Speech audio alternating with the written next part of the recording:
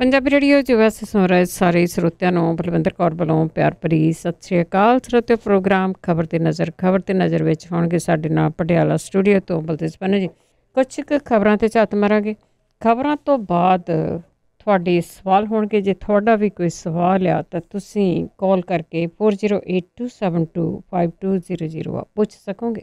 ਖਬਰਾਂ ਤੋਂ ਪਹਿਲਾਂ ਧੰਨਵਾਦ ਸਾਡੇ ਸਪਾਂਸਰ ਦਾ ਜਿਨ੍ਹਾਂ ਨੇ ਇਸ ਪ੍ਰੋਗਰਾਮ ਨੂੰ ਸਪਾਂਸਰ ਕੀਤਾ। ਸਭ ਤੱਕ ਪਹੁੰਚਾਇਆ ਖਾਲਸਾ ਇੰਸ਼ੋਰੈਂਸ ਏਜੰਸੀ ਸੈਨੋਜੇ 4082722500। ਹਰ ਇੱਕ ਤਰ੍ਹਾਂ ਦੀ ਇੰਸ਼ੋਰੈਂਸ ਕਰਦੇ ਨੇ। ਸਤਨਾਮ ਸਿੰਘ ਸ਼ੇਰਗਿੱਲ ਸਰਮਾ, ਗੁਰਦੀਪ ਸਿੰਘ ਬਿਰਦੀ ਕਲੋਵਸ, ਬਖਸ਼ੀਸ਼ ਸਿੰਘ ਕਰਦਰਸ, ਮਨਜੀਤ ਸਿੰਘ ਦੀਵਾਨਾ ਫਰਜ਼ਨੋ, ਦੇਵ ਸਿੰਘ ਸਿੰਧੀ ਤਲਵਨ, ਮਨਦੀਪ ਟਿਵਾਣਾ, ਦਰਸ਼ਨ ਸਿੰਘ ਪਹਿਲਵਾਨ, ਮਹਾਂ ਸਿੰਘ ਜੜੀਆ ਫਰਜ਼ਨੋ, ਜਸਵਿੰਦਰ ਸਿੰਘ ਵਿਰਕ ਹਿਊਸਟਨ, ਦਰਸ਼ਨ ਸਿੰਘ ਸਲਮਾ, ਬਰਿੰਦਰ ਸਿੰਘ ਮੋਰਗਨ ਹੈਲ, ਦਲਜੀਤ ਸਿੰਘ, ਅਮਰਜੀਤ ਕੌਰ, ਰਘਵੀਰ ਸਿੰਘ, ਅਜਮੇਰ ਸਿੰਘ ਮਾਹਲ ਟਰਲਕ। ਬਹੁਤ ਧੰਨਵਾਦ ਕਰਦੇ ਹਾਂ ਪ੍ਰੋਗਰਾਮਾਂ ਨੂੰ ਸਪਾਂਸਰ ਕਰਦੇ ਸਭ ਤੱਕ ਪਹੁੰਚਾਉਂਦੇ ਹੋ। ਸਾਡੇ ਨਾਲ ਜੁੜ ਚੁੱਕੇ ਨੇ ਬਲਤੇਜ ਪੰਨੂ ਜੀ। ਸਤਿ ਸ਼੍ਰੀ ਅਕਾਲ, ਸਵਾਗਤ ਹੈ ਜੀ। ਸਤਿ ਸ਼੍ਰੀ ਅਕਾਲ ਜੀ, ਧੰਨਵਾਦ ਜੀ, ਬਹੁਤ ਮਿਹਰਬਾਨੀ। ਤੇ ਜੀ ਸਭ ਤੋਂ ਪਹਿਲਾਂ ਗੱਲ ਕਰਦੇ ਹਾਂ ਕਸ਼ਮੀਰ ਦੀ। ਵੈਸੇ ਤਾਂ ਬਹੁਤ ਦੇਰ ਤੋਂ ਹੀ ਉਹ ਬੰਦ ਹੀ ਪਿਆ ਹੋਇਆ ਆ, ਉਸ ਦੇ ਉੱਤੇ ਫਿਰ ਕੋਵਿਡ ਦੀ ਆੜ ਵਿੱਚ ਪਾਬੰਦੀਆਂ ਲਾਈਆਂ। ਬਿਲਕੁਲ ਜੀ, ਇਹ ਐਕਚੁਅਲੀ ਪਾਬੰਦੀਆਂ ਤਾਂ ਲੱਥੀਆਂ ਹੀ ਨਹੀਂ ਸਨ। ਜੇ ਤੁਸੀਂ ਹਫ਼ਤਾ ਕੁ ਪਹਿਲਾਂ ਦੇਖਿਆ ਹੋਵੇ ਤਾਂ ਇਹ ਗੱਲ ਆਖੀ ਗਈ ਸੀ ਵੀ ਜਿਹੜਾ ਇੰਟਰਨੈਟ ਹੈ 4G ਅਜੇ ਉਹ ਚਲਾਉਣ ਦਾ ਫੈਸਲਾ ਨਹੀਂ ਲਿਆ ਗਿਆ, ਪੋਸਟਪੋਨ ਕਰਤਾ। ਉੱਥੋਂ ਹੀ ਜਿਹੜਾ ਦੀ ਉਹ ਪਤਾ ਲੱਗ ਸਕਦਾ। ਜਿਹੜੇ ਕਹਿੰਦੇ ਸੀਗੇ ਕਿ ਉੱਥੇ ਸਾਰਾ ਕੁਝ ਜਿਹੜਾ ਉਹ ਖੋਲ੍ਹ ਦਿੱਤਾ ਗਿਆ, ਕਿਉਂਕਿ 5 ਅਗਸਤ ਜਿੱਦਣ ਜਿਹੜਾ ਦੀ ਇਹ ਭੂਮੀ ਪੂਜਨ ਦਾ ਰੱਖਿਆ ਗਿਆ, ਉਹੀ ਦਿਨ ਸੀਗਾ ਜਦੋਂ ਧਾਰਾ 370 ਖਤਮ ਕਰਕੇ ਜੰਮੂ ਕਸ਼ਮੀਰ ਤੋਂ ਰਾਜ ਦਾ ਦਰਜਾ ਖੋਲਿਆ ਗਿਆ। 1 ਸਾਲ ਜਿਹੜਾ ਇਹਨੂੰ ਹੋ ਜਾਣਾ। ਸ਼ਾਇਦ ਇਹਦੇ ਮੱਦੇ ਨਜ਼ਰ ਪਹਿਲੀ ਵਰ੍ਹੇਗੰਢ ਜਿਹੜੀ ਹੈਗੀ ਉਹਦੇ ਕਰਕੇ ਸ੍ਰੀਨਗਰ ਦੇ ਵਿੱਚ ਪ੍ਰਸ਼ਾਸਨ ਨੇ ਕਰਫਿਊ ਲਾਤਾ। ਸ੍ਰੀਨਗਰ ਦੇ ਜ਼ਿਲ੍ਹਾ ਮੈਜਿਸਟਰੇਟ ਨੇ ਜਿਹੜਾ ਵੀ ਉਹ ਦੱਸਿਆ ਕਿ ਕਰਫਿਊ ਤੁਰੰਤ ਲਾਗੂ ਕਰ ਦਿੱਤਾ ਗਿਆ। 4 ਤੇ 5 ਅਗਸਤ ਨੂੰ ਲੱਗਿਆ ਰਹੂਗਾ। ਇਹ ਕਿਹਾ ਗਿਆ ਕਿ ਕੁਛ ਖਾਸ ਜਿਹੜੀਆਂ ਸੂਚਨਾਵਾਂ ਮਿਲੀਆਂ ਨੇ। ਦੂਜੇ ਪਾਸੇ ਕਸ਼ਮੀਰ ਵਾਦੀ ਦੇ ਵਿੱਚ ਇਹ ਸਖਤ ਪਾਬੰਦੀਆਂ ਦੇ ਬਾਰੇ ਦੇ ਵਿੱਚ ਇਹ ਆਖਿਆ ਗਿਆ ਕਿ ਕੋਰੋਨਾ ਵਾਇਰਸ ਨੂੰ ਫੈਲਣ ਤੋਂ ਰੋਕਣ ਦੇ ਵਾਸਤੇ ਇਹ ਪਾਬੰਦੀਆਂ ਲਾਈਆਂ ਗਈਆਂ ਨੇ।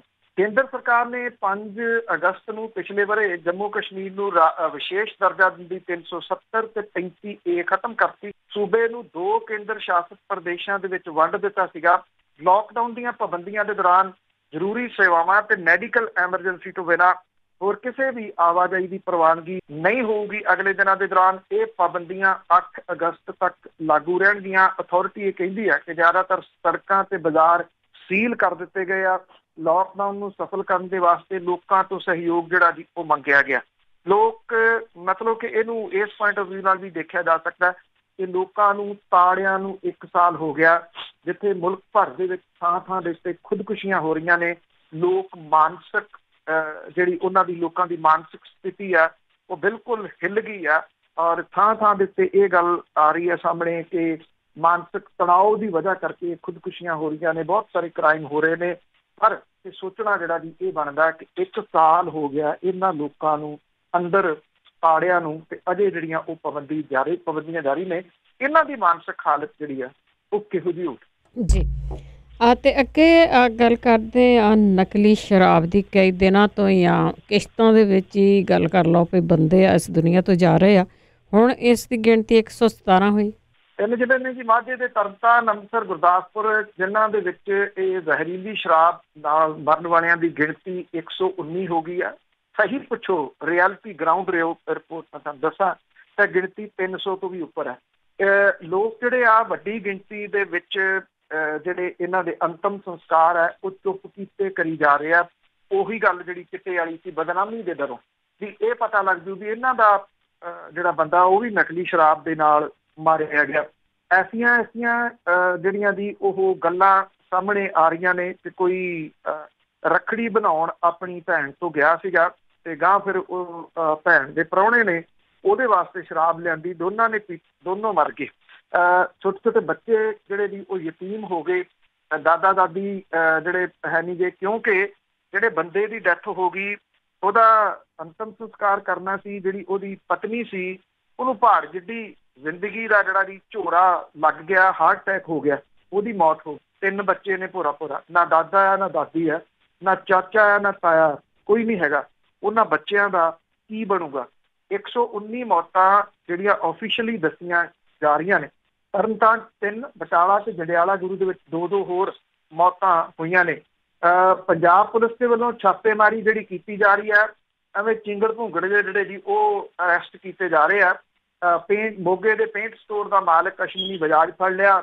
ਲੁਧਿਆਣਾ ਦੇ ਪੇਂਟ ਸਟੋਰ ਦਾ ਮਾਲਕ ਰਜੀਵ ਜੋਸ਼ੀ ਜਿਹੜਾ ਉਹ ਫੜ ਲਿਆ। ਮੋਗਾ ਦੇ ਰਵਿੰਦਰ ਸਿੰਘ ਆਨੰਦ ਤੋਂ ਐਲਕਾਹਲ ਦੇ 200 ਲੀਟਰ ਦੇ 3 ਡਰਮ ਜਿਹੜੇ ਜੀ ਖਰੀਦੇ ਸੀ ਇਹਨੇ।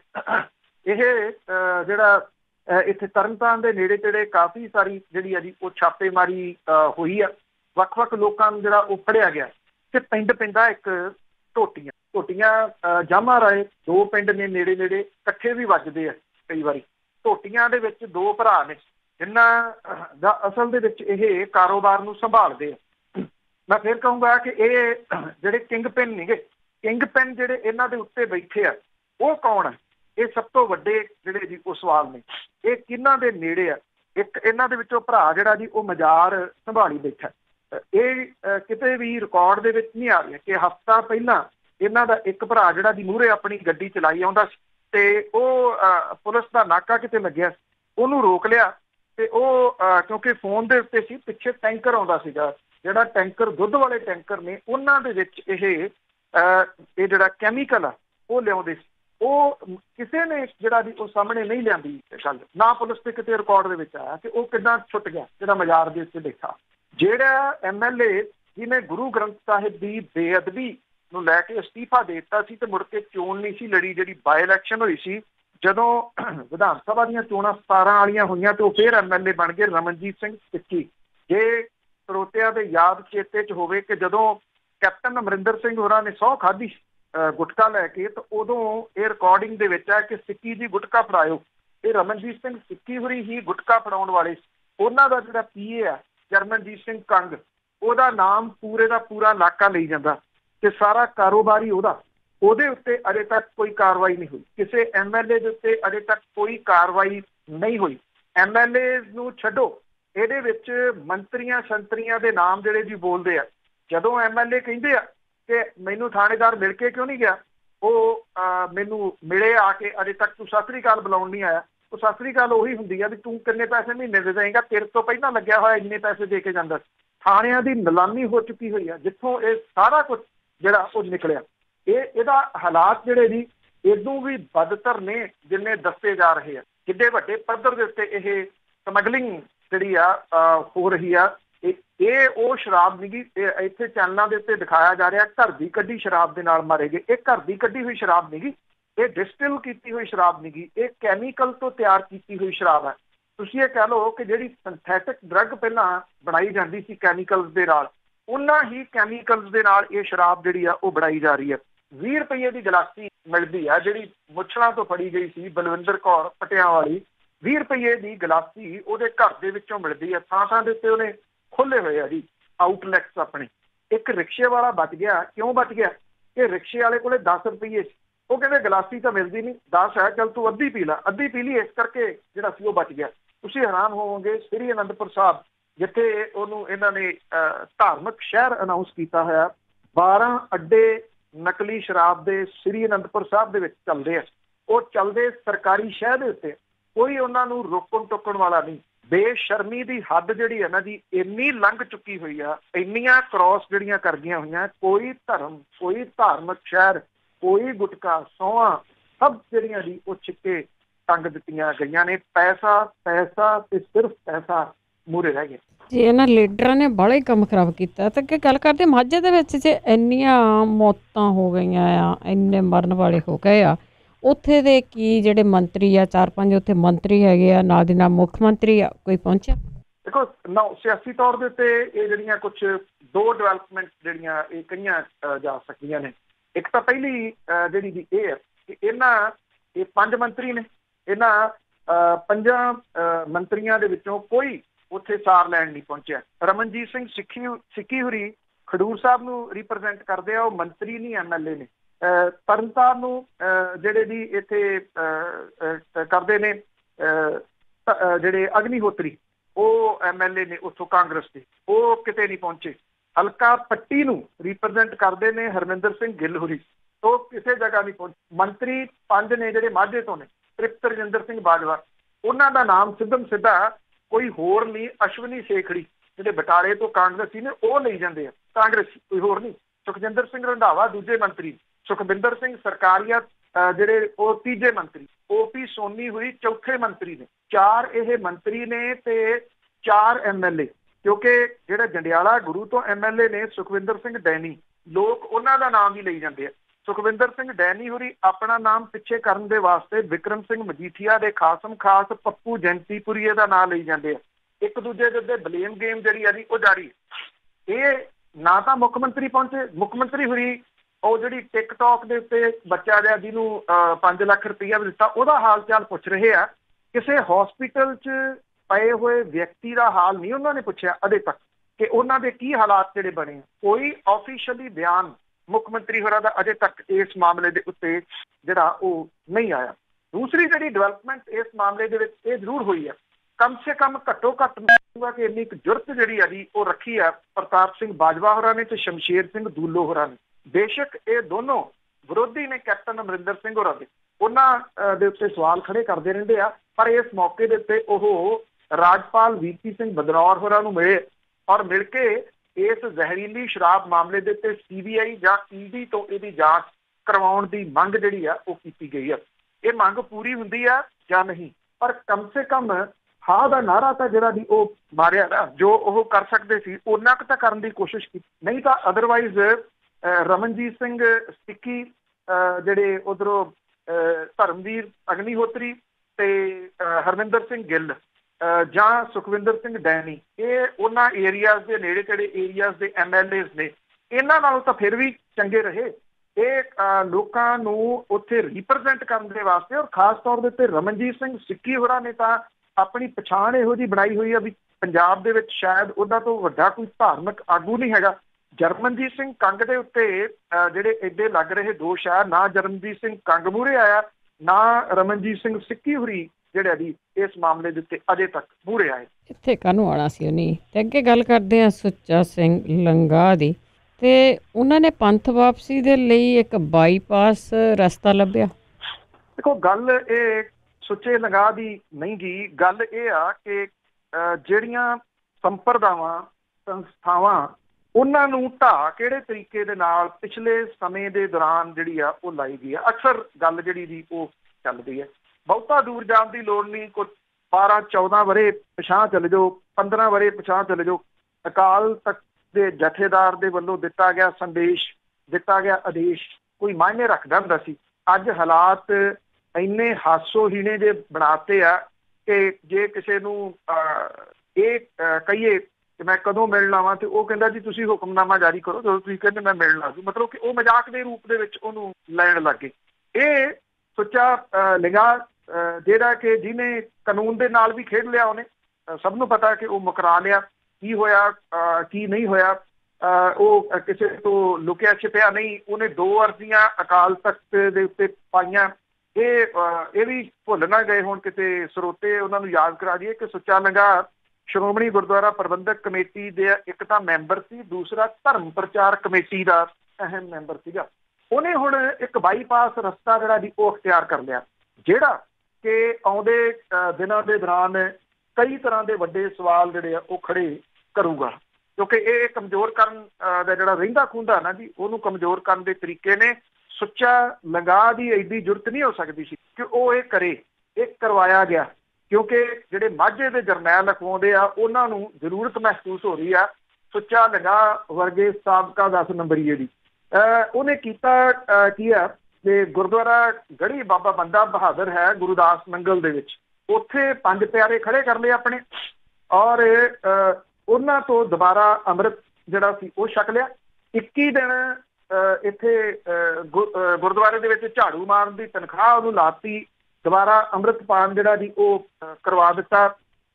ਅਜੇ ਉਹਨੂੰ ਅਕਾਲ ਤਖਤ ਤੋਂ ਕੋਈ ਮੁਆਫੀ ਨਹੀਂ ਦਿੱਤੀ ਗਈ, ਕਿਉਂਕਿ ਉਹਨੇ ਐਪਲੀਕੇਸ਼ਨਾਂ ਜਿਹੜੀਆਂ ਉਹ ਜ਼ਰੂਰ ਲਾਈਆਂ ਸੀਗੀਆਂ, ਪਰ ਉਹ ਐਪਲੀਕੇਸ਼ਨ ਜਿਹੜੀ ਉਹ ਮੰਨੀ ਨਹੀਂ ਗਈ। ਸ਼ਾਇਦ ਇਸ ਕਰਕੇ ਨਹੀਂ ਮੰਨੀ ਗਈ ਕਿ ਪਤਾ ਅਕਾਲ ਤਖਤ ਦੇ ਜਥੇਦਾਰ ਨੂੰ ਹੁਣ ਤੱਕ ਮੰਨ ਲੈਂਦੇ, ਉਹ ਵੀ ਤਾਂ ਰਬੜ ਸਟੈਂਪ ਹੀ ਹੈ, ਪਰ ਇਸ ਕਰਕੇ ਨਹੀਂ ਮੰਨੀ ਗਈ ਕਿ ਪਤਾ ਸੀ ਕਿ ਇਹਦਾ ਰੌਲਾ ਪੈ ਜਾਣਾ। ਫਿਰ ਇਹ ਰਾਹ ਹੁਣ ਉਹਨੇ ਜਿਹੜਾ ਦੀ ਉਹ ਲੱਭਿਆ। ਗੁਰਦੁਆਰਾ ਗੜੀ ਬਾਬਾ ਬੰਦਾ ਸਿੰਘ ਬਹਾਦਰ ਹੋਰਾਂ ਦੇ ਜਿਹੜਾ ਜਥੇਦਾਰ ਬਾਬਾ ਤਰਸੇਮ ਸਿੰਘ ਹੈ, ਮਹਿਤਾ ਚੌਕ ਦੀ ਅਗਵਾਈ ਦੇ ਵਿੱਚ ਉਹਨੇ ਜਿਹੜਾ ਸਾਲਾਨਾ ਸਮਾਗਮ ਕਰਾਇਆ ਗਿਆ। ਉੱਥੇ ਸੁੱਚਾ ਸਿਉਂ ਲੰਗਾਹ ਜਿਹੜਾ ਸੀਗਾ ਜੀ ਉਹ 5 ਪਿਆਰਿਆਂ ਸਾਹਮਣੇ ਪੇਸ਼ ਹੋ ਗਿਆ। ਇਹ ਕਹਿਤਾ ਕਿ ਤਨਖਾਹ ਪੂਰੀ ਤਨਦੇਹੀ ਦੇ ਨਾਲ ਨਿਭਾਈ ਜਾਊਗੀ। ਫਿਰ ਉਸੇ ਸਥਾਨ ਦੇ ਉੱਤੇ ਸੋਧ ਦੀ ਅਰਦਾਸ ਜਿਹੜੀ ਆ ਉਹ ਕੀਤੀ ਜਾਊਗੀ। ਹੁਣ ਇਹਦਾ ਜਿਹੜਾ ਰਿਐਕਸ਼ਨ ਆ ਉਹ ਕਿਹੋ ਜਿਹੇ ਰੂਪ ਦੇ ਵਿੱਚ ਆਉਂਦਾ, ਇਹ ਆਉਂਦੇ ਦਿਨ ਜਿਹੜੇ ਦੀ ਉਹ ਦੱਸਣਗੇ। ਇਹਦੀ ਸੁੱਚਾ ਲੰਗਾਹ ਦੀ ਇੱਕ ਇਤਰਾਜ਼ਯੋਗ ਅਸ਼ਲੀਲ ਵੀਡੀਓ ਵਾਇਰਲ ਹੋਣ ਤੋਂ ਬਾਅਦ ਉਹਨੂੰ ਪੰਜ ਸਿੰਘ ਸਾਹਿਬਾਨ ਦੇ ਵੱਲੋਂ ਲੋਕਾਂ ਦੇ ਦਬਾਅ ਹੇਠ ਪੰਥ ਦੇ ਵਿੱਚੋਂ ਛੇਕ ਦਿੱਤਾ ਗਿਆ ਸੀਗਾ। ਉਦੋਂ ਉਹ ਸ਼੍ਰੋਮਣੀ ਕਮੇਟੀ ਦੇ ਮੈਂਬਰ ਵੀ ਸੀਗੇ, ਸ਼੍ਰੋਮਣੀ ਅਕਾਲੀ ਦਲ ਦੇ ਸਰਗਰਮ ਆਗੂ ਵੀ ਸੀਗੇ, ਧਰਮ ਪ੍ਰਚਾਰ ਕਮੇਟੀ ਦੇ ਮੈਂਬਰ ਵੀ ਜਿਹੜਾ ਉਹ ਸੀਗੇ। ਉਹਨੇ 2 ਵਾਰੀ ਚਿੱਠੀਆਂ ਜਿਹੜੀਆਂ ਦੀ ਉਹ ਦਿੱਤੀਆਂ, ਪਰ ਅਕਾਲ ਤਖਤ ਦੇ ਜਥੇਦਾਰ ਨੇ ਉਹਨੂੰ ਅਜੇ ਪੰਥ ਵਾਪਸ ਜਿਹੜਾ ਦੀ ਉਹ ਨਹੀਂ ਸੀ ਲਿਆ। ਸੋ ਇਹ ਬਾਈਪਾਸ ਜਿਹੜਾ ਕੱਢਿਆ ਗਿਆ, ਇਹਦੇ ਨਾਲ ਜਿਹੜਾ ਉਜਾੜਾ ਹੈ ਉਹ ਸੰਸਥਾਵਾਂ ਸੰਪਰਦਾਵਾਂ ਜਿਹੜੀਆਂ ਇੱਕ ਰਵਾਇਤਾਂ ਜਿਹੜੀਆਂ ਚੱਲਦੀਆਂ ਆਉਂਦੀਆਂ ਨੇ ਉਹਨਾਂ ਦੇ ਉੱਤੇ ਇੱਕ ਵੱਡਾ ਕਿੰਤੂ ਪਰੰਤੂ ਹੋਰ ਜਿਹੜਾ ਸੁੱਚੇ ਲੰਗਾਹ ਨੇ ਜਿਹੜਾ ਉਹ ਲਾ ਦਿੱਤਾ। ਬਿਲਕੁਲ ਜੀ। ਤੇ ਅੱਗੇ ਗੱਲ ਕਰਦੇ ਹਾਂ ਪੰਜਾਬ ਸਰਕਾਰ ਦਾ ਵਿੱਤੀ ਸੰਕਟ ਤੇ ਜਿਹੜੇ ਸਰਕਾਰੀ ਮੁਲਾਜ਼ਮ ਆ ਉਹਨਾਂ ਦੀਆਂ ਤਨਖਾਹਾਂ ਹੀ ਕਿਉਂ ਰੋਕੀਆਂ ਗਈਆਂ? ਉਹੀ ਆਉਂਦੇ ਨੇ ਜੀ ਕਾਬੂ। ਮੰਤਰੀ ਸ਼ੰਤਰੀ ਦੀ ਤਨਖਾਹ ਰੋਕ ਕੇ ਕਿੱਥੇ ਜਾਣਾ ਜੀ। ਤੋ ਇਸ ਵੇਲੇ ਇੱਕ ਵਾਰੀ ਫੇਰ ਫਾਈਨੈਂਸ਼ੀਅਲ ਕ੍ਰਾਈਸਿਸ ਦੇ ਵਿੱਚੋਂ ਜਿਹੜਾ ਜੀ ਉਹ ਪੰਜਾਬ ਲੰਘ ਰਿਹਾ। ਲੋਕਾਂ ਦੇ ਉੱਤੇ ਤਾਂ ਬੋਝ ਬਥੇਰੇ ਪਾਏ ਹੋਏ ਨੇ, ਚਫੇਰੇ ਤੋਂ ਪਾਏ ਹੋਏ ਨੇ। ਮਹਿੰਗਾ ਪੈਟਰੋਲ ਡੀਜ਼ਲ ਉਹਦੇ ਉੱਤੇ ਲੱਗਿਆ ਹੋਇਆ ਵੈ, ਥਾਂ ਥਾਂ ਦੇ ਉੱਤੇ ਟੈਕਸ ਜਿਹੜੇ ਦੀ ਉਹ ਵਧਾਏ ਹੋਏ ਨੇ। ਉਹਦੇ ਬਾਵਜੂਦ ਵਿੱਤ ਵਿਭਾਗ ਦੇ ਵੱਲੋਂ ਸਿਰਫ ਦਰਜਾ 4 ਮੁਲਾਜ਼ਮਾਂ ਨੂੰ ਜੁਲਾਈ ਮਹੀਨੇ ਦੀ ਤਨਖਾਹ ਦਿੱਤੀ ਜਾਊਗੀ। ਪੰਜਾਬ ਸਰਕਾਰ ਤਨਖਾਹਾਂ ਲਈ ਫੰਡਾਂ ਦੇ ਯੋਗ ਪ੍ਰਬੰਧ ਨਹੀਂ ਕਰ ਸਕੀ, ਜਿਹਦੇ ਕਰਕੇ ਐਤਕੀ ਮੁਲਾਜ਼ਮਾਂ ਨੂੰ ਜੁਲਾਈ ਮਹੀਨੇ ਦੀ ਤਨਖਾਹ ਨਹੀਂ ਦਿੱਤੀ ਜਾਊਗੀ। ਸੂਬਾ ਸਰਕਾਰ ਨੂੰ ਪਰ ਮਹੀਨੇ ਤਨਖਾਹ ਲਈ 2303 ਕਰੋੜ ਤੇ 62 ਲੱਖ ਰੁਪਏ ਦੀ ਲੋੜ ਹੈ। ਪੰਜਾਬ ਸਰਕਾਰ ਦੇ ਵੱਲੋਂ ਤਨਖਾਹਾਂ ਰੋਕਣ ਦੇ ਵਿੱਚ ਨਾਲ ਮੁਲਾਜ਼ਮਾਂ ਦੇ ਵਿੱਚ ਰੋਹ ਪੈਦਾ ਹੋ ਗਿਆ। ਵਿੱਤ ਵਿਭਾਗ ਦੇ ਅਧਿਕਾਰੀਆਂ ਦਾ ਕਹਿਣਾ ਹੈ ਕਿ ਜਦੋਂ ਫੰਡਾਂ ਦਾ ਪ੍ਰਬੰਧ ਹੋਊਗਾ ਉਦੋਂ ਤਨਖਾਹਾਂ ਰਿਲੀਜ਼ ਕਰ ਦਿੱਤੀਆਂ ਜਾਣਗੀਆਂ। ਫਿਲਹਾਲ ਇਕੱਲੇ ਦਰਜਾ 4 ਮੁਲਾਜ਼ਮਾਂ ਨੂੰ ਤਨਖਾਹਾਂ ਦਿੱਤੀਆਂ ਜਾਣਗੀਆਂ। ਪੰਜਾਬ 'ਚ 45,000 ਦਰਜਾ 4 ਮੁਲਾਜ਼ਮ ਨੇ, ਜਦੋਂ ਕਿ ਬਾਕੀ 3 ਲੱਖ ਮੁਲਾਜ਼ਮ ਤਨਖਾਹਾਂ ਤੋਂ ਵਾਂਝੇ ਰਹਿਣਗੇ। ਇਹ ਵਿੱਤ ਵਿਭਾਗ ਨੇ ਜ਼ਬਾਨੀ ਹੁਕਮ ਜਾਰੀ ਕਰਕੇ ਤਨਖਾਹਾਂ ਜਿਹੜੀਆਂ ਦੀ ਉਹ ਰੋਕ ਦਿੱਤੀਆਂ ਨੇ। ਜਿਹੜੇ ਫਰੰਟ ਲਾਈਨ ਜਿਹੜੇ ਵਾਰੀਅਰਸ ਨੇ, ਯੋਧੇ ਨੇ ਲੜਨ ਵਾਲੇ, ਉਹ ਵੀ ਇਹਦੇ ਵਿੱਚ ਸ਼ਾਮਲ ਨੇ। ਤੇ ਸ਼ਾਇਦ ਹੋ ਸਕਦਾ ਪਹਿਲਾਂ ਇੱਕ ਵਾਰੀ ਕੇਂਦਰ ਦੀ ਸਰਕਾਰ ਨੇ ਫੁੱਲ ਸਟਾਏ ਸੀ, ਐਤਕੀ ਪੰਜਾਬ ਸਰਕਾਰ ਜਿਹੜੀ ਹੈ ਜੀ ਉਹ ਫੁੱਲ ਸਟਾ ਦੂਗੀ। ਉਹਨਾਂ ਦੇ ਉੱਤੇ ਫੁੱਲਾਂ ਨਾਲ ਸਾਰੋ। ਰਿਜ਼ਰਵ ਬੈਂਕ ਦੇ ਵੱਲੋਂ ਪੈਨਸ਼ਨਾਂ ਤੇ ਵਿਆਜ ਅਦਾਇਗੀ ਦੇ ਵਿੱਚ ਹਰ ਮਹੀਨੇ 1022 ਕਰੋੜ ਰੁਪਏ ਦੀ ਕਟੌਤੀ ਕੀਤੀ ਜਾਂਦੀ ਹੈ।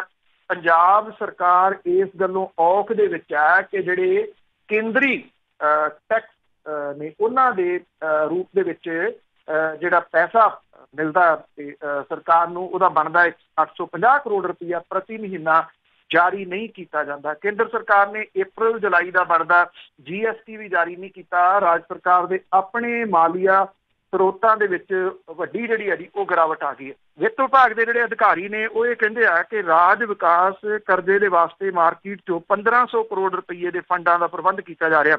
ਵਿੱਤ ਮੰਤਰੀ ਨੇ 2 ਦਿਨ ਪਹਿਲਾਂ ਕੇਂਦਰੀ ਵਿੱਤ ਮੰਤਰੀ ਦੇ ਨੂੰ ਜਿਹੜੀ ਉਹ ਚਿੱਠੀ ਲਿਖੀ ਸੀਗੀ ਔਰ ਇਹਦੇ ਵਿੱਚ GST ਮੁਆਵਜ਼ੇ ਦੇ ਮਾਮਲੇ ਦੇ ਉੱਤੇ ਕੇਂਦਰੀ ਅਸਮਰੱਥਾ ਦੇ ਉੱਤੇ ਇਤਰਾਜ਼ ਜਿਹੜਾ ਜੀ ਉਹ ਕੀਤਾ ਸੀ। ਪਰ ਸਵਾਲ ਇਹ ਆ ਕਿ ਗਾਂ ਕੇਂਦਰ ਕਿਹੜਾ ਜੀ ਉਹ ਲਈ ਬੈਠਾ, ਉਹ ਤਾਂ ਆਪ ਜੁਗਾੜਬਾਜ਼ੀਆਂ ਕਰੀ ਜਾਂਦਾ ਵੀ ਕਿਤੋਂ ਕਿਸੇ ਨਾ ਕਿਸੇ ਤਰੀਕੇ ਦੇ ਨਾਲ ਕੁਝ ਵੇਚ ਵੱਟ ਕੇ ਘਰ ਜਿਹੜਾ ਜੀ ਉਹ ਚਲਾਇਆ ਜਾ ਸਕੇ। ਹਾਲਾਤ ਉਹਨਾਂ ਦੇ ਵੀ ਉਹੋ ਜਿਹੀ ਜਿਹੜਾ ਬਣੇ ਹੋਏ ਨੇ। ਕੇਂਦਰ ਦੇ ਵੀ ਗਲਤ ਪਾਲਿਸੀਜ਼, ਗਲਤ ਨੀਤੀਆਂ ਪੰਜਾਬ ਨੂੰ ਲੈ ਡੁੱਬੀਆਂ ਨੇ ਪਹਿਲਾਂ ਵੀ। ਔਰ ਬਦਕਿਸਮਤੀ ਵਾਲੀ ਗੱਲ ਇਹ ਆ ਕਿ ਅਜੇ ਵੀ ਸੁਧਾਰਾਂ ਵਾਲੀ ਕੋਈ ਆਸ ਜਿਹੜੀ ਹੈ ਉਹ ਨਹੀਂ ਰਹਿੰਦੀ, ਕਿਉਂਕਿ ਇਹ ਨੀਤੀਆਂ ਜਿਹੜੀਆਂ ਲੋਕਾਂ ਦੇ ਵਾਸਤੇ ਨੇ।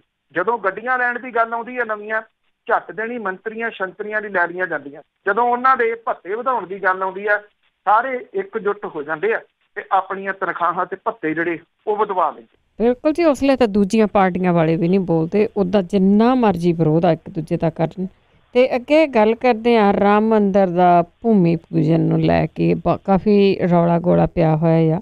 ਗਿਆਨੀ ਹਰਪ੍ਰੀਤ ਸਿੰਘ ਜੋ ਕਾਰਜਕਾਰੀ ਜਥੇਦਾਰ ਨੇ, ਉਹਨਾਂ ਨੂੰ ਤਾਂ ਸੱਦਾ ਪੱਤਰ ਆ ਗਿਆ, ਪਰ ਦੂਜੇ ਪਾਸੇ ਭਾਈ ਰਣਜੀਤ ਸਿੰਘ ਹੋਰਾਂ ਨੂੰ ਉਹਨਾਂ ਦੀਆਂ ਫੇਕ ਖਬਰਾਂ ਫੈਲਾ ਕੇ ਬਦਨਾਮ ਕੀਤਾ ਜਾ ਰਿਹਾ। ਤਾਂ ਜਿਹੜੀ ਰਾਮ ਮੰਦਿਰ ਬਣਾਉਣ ਲਈ 5 ਅਗਸਤ ਨੂੰ ਜਿਹੜਾ ਸਮਾਗਮ ਕੀਤਾ ਜਾ ਰਿਹਾ, ਉਹਦੇ ਵਾਸਤੇ ਅਕਾਲ ਤਖਤ ਦੇ ਕਾਰਜਕਾਰੀ ਜਥੇਦਾਰ ਯਾਨੀ ਹਰਪ੍ਰੀਤ ਸਿੰਘ ਹੋਰਾਂ ਨੂੰ ਸੱਦਾ ਪੱਤਰ ਮਿਲਿਆ। ਇਹਦੇ ਵਿੱਚ ਰਾਮ ਜਨਮ ਭੂਮੀ ਤੀਰਥ ਖੇਤਰ ਜਥੇਬੰਦੀ ਜਿਹੜੀ ਆ, ਉਹਦੇ ਜਨਰਲ ਸਕੱਤਰ ਚੰਪਤ ਰਾਏ ਦੇ ਵੱਲੋਂ ਭੇਜਿਆ ਗਿਆ। ਇਹ ਅਕਾਲ ਤਖਤ ਦੇ ਸਕੱਤਰੇਤ ਦੇ ਵਿੱਚ ਰਾਸ਼ਟਰੀ ਸਿੱਖ ਸੰਗਤ ਦੇ ਪੰਜਾਬ ਦੇ ਜਨਰਲ ਸਕੱਤਰ ਤੇ ਪ੍ਰਚਾਰਕ ਸੰਦੀਪ ਸਿੰਘ ਦੇ ਵੱਲੋਂ ਦਿੱਤਾ ਗਿਆ। ਉਹਨਾਂ ਨੇ 4 ਅਗਸਤ ਦੀ ਸ਼ਾਮ ਨੂੰ ਕਾਰ ਸੇਵਕ ਪੁਰਮ ਜਾਨਕੀ ਘਾਟ ਪਰਿਕਰਮਾ ਮਾਰਗ ਅਯੁੱਧਿਆ ਪਹੁੰਚਣ ਲਈ ਕਿਹਾ ਗਿਆ।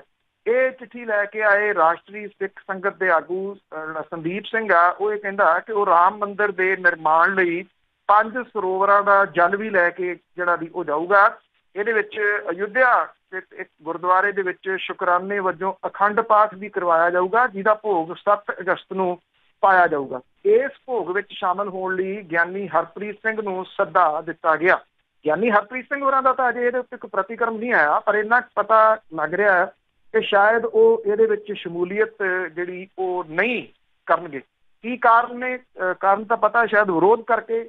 ਜੇ ਇਹ ਸਾਹਮਣੇ ਨਾ ਆਉਂਦਾ ਤੇ ਉਹ ਤੁਰ ਵੀ ਜਾਂਦੇ, ਕੁਛ ਜਿਹੜਾ ਦੀ ਉਹ ਪਤਾ ਨਹੀਂ ਸੀ। ਔਰ ਦੂਜੇ ਪਾਸੇ ਕਿਉਂਕਿ ਅੱਜ ਕੱਲ੍ਹ ਫੇਕ ਖਬਰਾਂ ਜਿਹੜੀਆਂ ਨੇ ਉਹਨਾਂ ਦਾ ਬਹੁਤ ਜ਼ਿਆਦਾ ਬੋਲਬਾਲਾ। ਤੁਸੀਂ ਇੱਕ ਦਿਨ ਮੈਨੂੰ ਪੁੱਛਿਆ ਸੀ, ਮੈਂ ਉਦੋਂ ਵੀ ਤੁਹਾਨੂੰ ਜਵਾਬ ਦਿੱਤਾ ਸੀਗਾ ਕਿ ਫੇਕ ਖਬਰ ਜਿਹੜੀ ਆ ਉਹਨੂੰ ਤੁਸੀਂ ਲੱਭਣਾ ਕਿਵੇਂ ਆ ਕਿ ਇਹ ਫੇਕ ਹੈ। ਥੋੜ੍ਹੀ ਜਿਹੀ ਮਿਹਨਤ ਉਹਦੇ ਉੱਤੇ ਕਰਨੀ ਹੁੰਦੀ ਆ। ਇੱਕ ਤਾਂ ਕਾਹਲ ਨਾ ਕੀਤੀ ਜਾਵੇ ਅੱਗੇ ਜਿਹੜਾ ਦੀ ਉਹਨੂੰ ਫਾਰਵਰਡ ਕਰਨ ਦੇ ਵਾਸਤੇ। ਉਹਦੇ 'ਚ ਤਰੀਕ ਕੀ ਪਾਈ ਹੋਈ ਆ, ਪੱਤਰਕਾਰ ਕੌਣ ਹੈ, ਔਰ ਕਿਹਨੇ ਇਹ ਖਬਰ ਜਿਹੜੀ ਲਿਖੀ ਹੈ, ਕਿੱਥੋਂ ਖਬਰ ਲੱਗੀ ਹੈ, ਔਰ ਅਖਬਾਰ ਜਿਹੜਾ ਉਹ ਕਿਹੜਾ। ਜੇ ਤਾਂ ਨਾਮਵਰ ਅਖਬਾਰ ਹੈ ਤੇ ਉਹ ਹੋ ਸਕਦਾ ਨਾਮਵਰ ਪੱਤਰਕਾਰ ਹੈ, ਉਹ ਗੱਲ ਜਿਹੜੀ ਉਹਦੇ ਵਿੱਚ ਹੋ ਸਕਦੀ ਹੈ। ਨਵੇਂ ਜਿਹੇ ਪੱਤਰਕਾਰ ਜਿਹੜੇ ਜੀ ਉਹ ਰੱਖ ਲਏ ਜਾਂਦੇ ਆ, ਨਾਮ ਇੱਕ ਘੜ ਲਏ ਜਾਂਦੇ ਆ, ਜਗ੍ਹਾ ਜਿਹੜੀ ਇਹਦੀ ਉਹ ਬਦਲ ਲਈ ਜਾਂਦੀ ਆ, ਉਹੋ ਜਿਹਾ ਫੌਂਟ ਬਣਾ ਲਿਆ ਜਾਂਦਾ ਜਿਹੋ ਜਿਹਾ ਅਖਬਾਰਾਂ ਦਾ ਫੌਂਟ ਹੈ। ਕਿਉਂਕਿ ਵੱਖ-ਵੱਖ ਅਖਬਾਰਾਂ ਦੇ ਵੱਖ-ਵੱਖ ਫੌਂਟ ਨੇ, ਫੌਂਟ ਤੋਂ ਝੱਟਦੇ ਨਹੀਂ ਪਤਾ ਲੱਗ ਜਾਂਦਾ ਕਿ ਇਹ ਕਿਹੜੀ ਅਖਬਾਰ ਹੈ, ਪਰ ਉਹੋ ਜਿਹਾ ਫੌਂਟ ਬਣਾ ਲਿਆ ਜਾਂਦਾ, ਉਹੋ ਜਿਹੀ ਖਬਰ ਜਿਹੜੀ ਬਣਾ ਲਈ ਜਾਂਦੀ ਹੈ। ਇਹੋ ਜਿਹੀ ਖਬਰ ਜਿਹੜੀ ਬਣਾ ਕੇ ਸੁੱਟੀ ਗਈ ਵੱਡੇ ਪੱਧਰ ਦੇ ਉੱਤੇ। ਔਰ ਇਹਦੇ ਵਿੱਚ ਇਹ ਗੱਲ ਆਖੀ ਗਈ ਇਸ ਖਬਰ ਦੇ ਵਿੱਚ ਕਿ ਭਾਈ ਰਣਜੀਤ ਸਿੰਘ ਹੋਰੀ ਜਿਹੜੇ ਨੇ ਉਹ ਜਾ ਰਹੇ ਆ ਇੱਥੇ ਅਯੁੱਧਿਆ ਜਿਹੜਾ ਦੀ, ਔਰ ਇਹ ਫੇਕ ਖਬਰ ਹੈ ਜਿਹੜੀ ਇਹਦੀ ਕੋਈ ਪੁਸ਼ਟੀ ਜਿਹੜੀ ਦੀ ਕਿਸੇ ਜਗ੍ਹਾ ਤੋਂ ਨਹੀਂ ਹੋ ਰਹੀ। ਜਿਹੜੇ ਅਖਬਾਰ ਦਾ ਇਹ ਫੌਂਟ ਬਣਾਇਆ ਗਿਆ, ਉਹਨਾਂ ਨੇ ਇਹ ਕਹਿਤਾ ਵੀ ਨਾ ਤਾਂ ਇਹ ਸਾਡਾ ਪੱਤਰਕਾਰ ਆ, ਨਾ ਇਹ ਸਾਡੇ ਕਿਸੇ ਜਗ੍ਹਾ ਦੇ ਉੱਤੇ ਜਿਹੜੀ ਆ ਇਹ ਖਬਰ ਲੱਗੀ ਆ। ਮਤਲਬ ਕਿ ਇਹ ਫੇਕ ਨਿਊਜ਼ ਜਿਹੜੀ ਉਹ ਸੀਗੀ। ਤੋ ਇਹ ਫੇਕ ਜਿਹੜੀ ਖਬਰ ਸੀਗੀ ਉਹ ਇਹਨੂੰ ਬਣਾਇਆ ਗਿਆ ਜੀ ਕਿ ਇੱਕ ਇੰਗਲਿਸ਼ ਦੀ ਜਿਹੜੀ ਅਖਬਾਰ ਹੈ ਉਹਦਾ ਨਾਮ ਇੱਥੇ ਵਰਤਿਆ ਗਿਆ। ਔਰ ਇੰਗਲਿਸ਼ ਦੀ ਅਖਬਾਰ ਦੀ ਹਿੰਦੂ ਜਿਹੜੀ ਦੀ ਉਹ ਛਪਦੀ ਹੈ। ਐਤਵਾਰ ਦੀ ਇਹ ਖਬਰ ਜਿਹੜੀ ਸੀ ਉਹ ਬਣਾਈ ਗਈ ਔਰ ਇਹ ਕਿਹਾ ਗਿਆ ਕਿ ਸਾਬਕਾ ਜਥੇਦਾਰ ਜਿਹੜੇ ਨੇ ਭਾਈ ਰਣਜੀਤ ਸਿੰਘ ਹੋਰੀ, ਨਿਹੰਗ ਜਿਹੜੀਆਂ ਜਥੇਬੰਦੀਆਂ ਨੇ, ਬਾਬਾ ਬਲਵੀਰ ਸਿੰਘ ਹੋਰੀ, ਇਹ ਇਸ ਸਮਾਗਮ ਨੂੰ ਅਟੈਂਡ ਜਿਹੜਾ ਦੀ ਉਹ ਕਰਨਗੇ। ਇਹਦੇ ਬਾਰੇ ਦੇ ਵਿੱਚ ਭਾਈ ਰਣਜੀਤ ਸਿੰਘ ਹੋਰਾਂ ਨੇ ਖੁਦ ਜਿਹੜਾ ਦੀ ਉਹ ਕੰਡੈਮ ਕੀਤਾ ਕਿ ਨਾ ਮੈਂ ਕਿਤੇ ਜਾ ਰਿਹਾ, ਨਾ ਮੈਨੂੰ ਕਿਸੇ ਕਿਸਮ ਦਾ ਕੋਈ ਸੱਦਾ ਦਿੱਤਾ ਗਿਆ। ਜੇ ਤੁਸੀਂ ਉਹਨੂੰ ਵੇਖ ਲਓਗੇ, ਉਸ ਖਬਰ ਨੂੰ ਦੇਖੋਗੇ ਤੇ ਤੁਹਾਨੂੰ ਝੱਟ ਦੇਣੀ ਜਿਹੜਾ ਦੀ ਉਹ ਪਤਾ ਲੱਗ ਜਾਣਾ।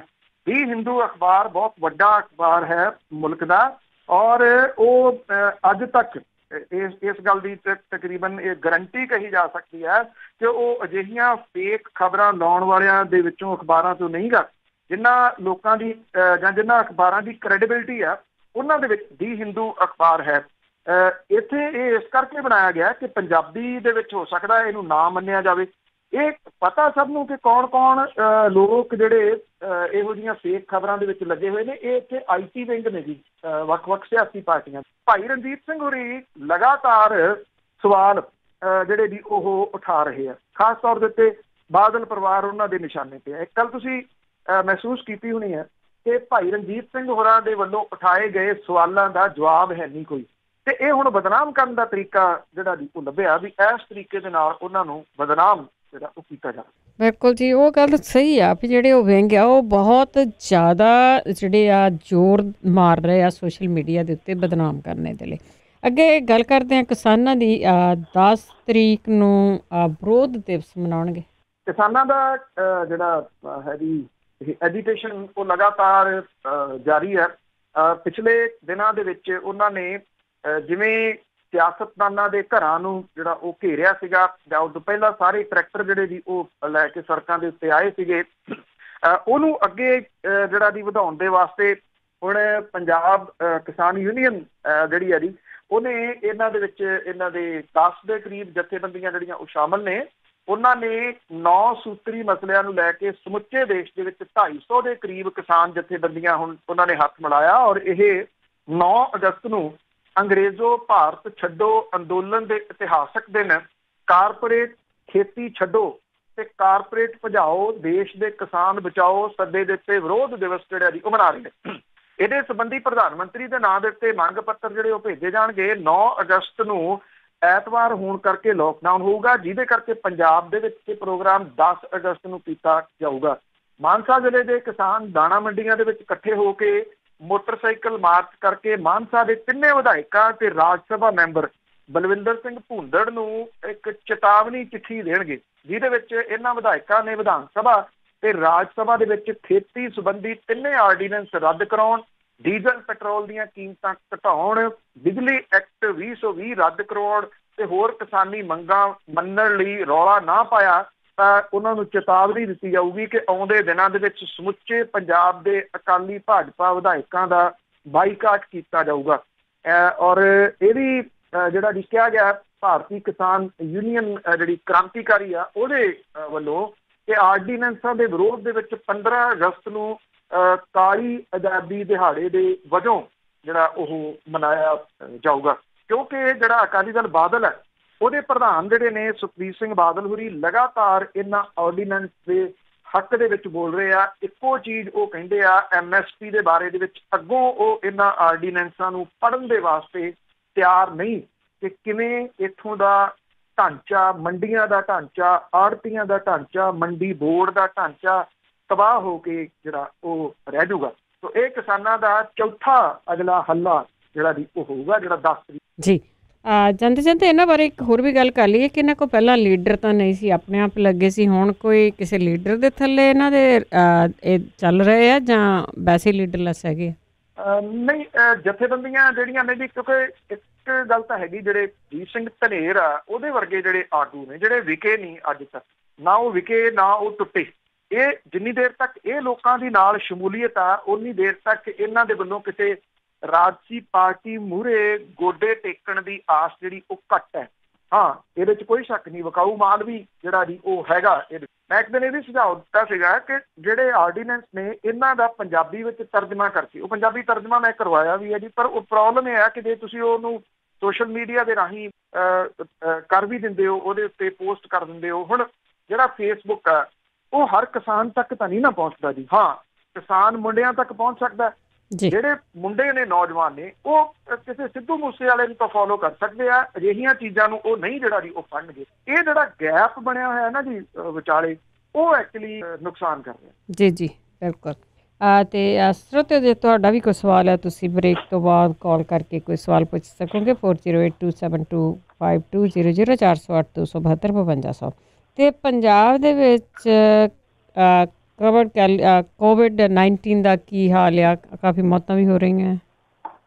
677 ਨਵੇਂ ਕੇਸ ਜਿਹੜਾ ਜੀ ਸਾਹਮਣੇ ਆਏ 24 ਘੰਟਿਆਂ ਦੇ ਵਿੱਚ, ਔਰ 19 ਡੈਥ ਜਿਹੜੀਆਂ ਉਹ ਹੋਈਆਂ ਨੇ, ਔਰ ਮਰਨ ਵਾਲਿਆਂ ਦੀ ਗਿਣਤੀ ਜਿਹੜੀ 442 ਹੋ ਗਈ ਆ। 8 ਲੁਧਿਆਣੇ 'ਚ, ਬਠਿੰਡਾ 'ਚ 3, ਅੰਮ੍ਰਿਤਸਰ 'ਚ 2, ਬਰਨਾਲਾ, ਜਲੰਧਰ, ਮੋਹਾਲੀ, ਨਵਾਂ ਸ਼ਹਿਰ, ਪਟਿਆਲਾ, ਸੰਗਰੂਰ ਦੇ ਵਿੱਚ ਇੱਕ ਮੌਤ ਜਿਹੜੀ ਆ ਜੀ ਉਹ ਹੋਈ ਆ।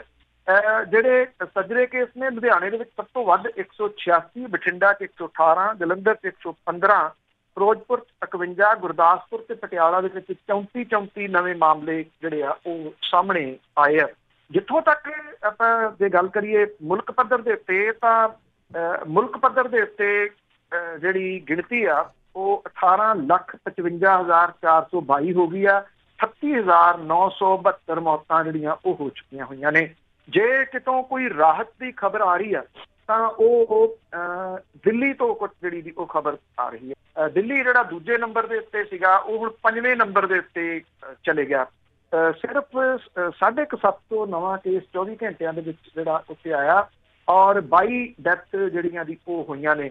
ਮਹਾਰਾਸ਼ਟਰ 4.5 ਲੱਖ ਨੂੰ ਕ੍ਰਾਸ ਕਰ ਗਿਆ ਔਰ ਇੱਥੇ 15,842 ਡੈਥ ਜਿਹੜੀਆਂ ਉਹ ਹੋ ਚੁੱਕੀਆਂ ਹੋਈਆਂ ਨੇ। ਤਾਮਿਲਨਾਡੂ ਦੂਜੇ ਨੰਬਰ ਤੇ ਆ 2,63,222 ਮਰੀਜ਼ਾਂ ਦੇ ਨਾਲ 4,243 ਮੌਤਾਂ ਹੋ ਚੁੱਕੀਆਂ ਨੇ। ਆਂਧਰਾ ਪ੍ਰਦੇਸ਼ ਤੀਜੇ ਨੰਬਰ ਤੇ 1,66,586 1,537 ਮੌਤਾਂ ਦੇ ਨਾਲ।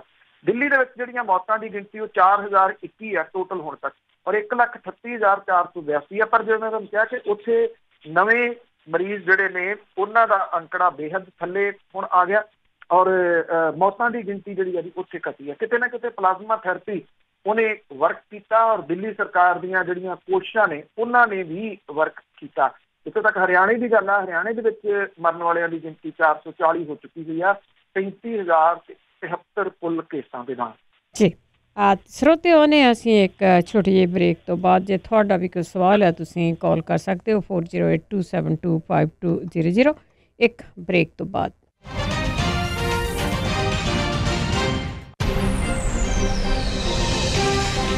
ਪੰਜਾਬੀ ਰੇਡੀਓ ਯੂਐਸਏ ਸੁਣ ਰਹੇ ਸਾਰੇ ਸਰੋਤਿਆਂ ਦਾ ਸਵਾਗਤ ਕਰਦੇ। ਤੁਸੀਂ ਜੁੜੇ ਹੋ ਪੰਜਾਬੀ ਰੇਡੀਓ ਯੂਐਸਏ ਨਾਲ ਪ੍ਰੋਗਰਾਮ ਖਬਰ ਤੇ ਨਜ਼ਰ। ਇਸ ਹਿੱਸੇ ਦੇ ਵਿੱਚ ਜੇ ਤੁਹਾਡੇ ਕੋਲ ਕੋਈ ਸਵਾਲ ਹੈ ਤੁਸੀਂ ਪੁੱਛ ਸਕਦੇ ਹੋ, ਕਾਲ ਕਰ ਸਕਦੇ ਹੋ 408-272 5200 ਸਟੂਡੀਓ ਦਾ ਫੋਨ ਨੰਬਰ ਹੈ। ਸਾਡੇ ਨਾਲ ਦੁਆਰਾ ਜੁੜ ਚੁੱਕੇ ਨੇ ਬਲਤੇਜਪਨ ਨੂੰ ਇੱਕ ਵਾਰੀ ਫਿਰ ਸਵਾਗਤ ਹੈ। ਬਹੁਤ ਮਿਹਰਬਾਨੀ ਜੀ, ਧੰਨਵਾਦ।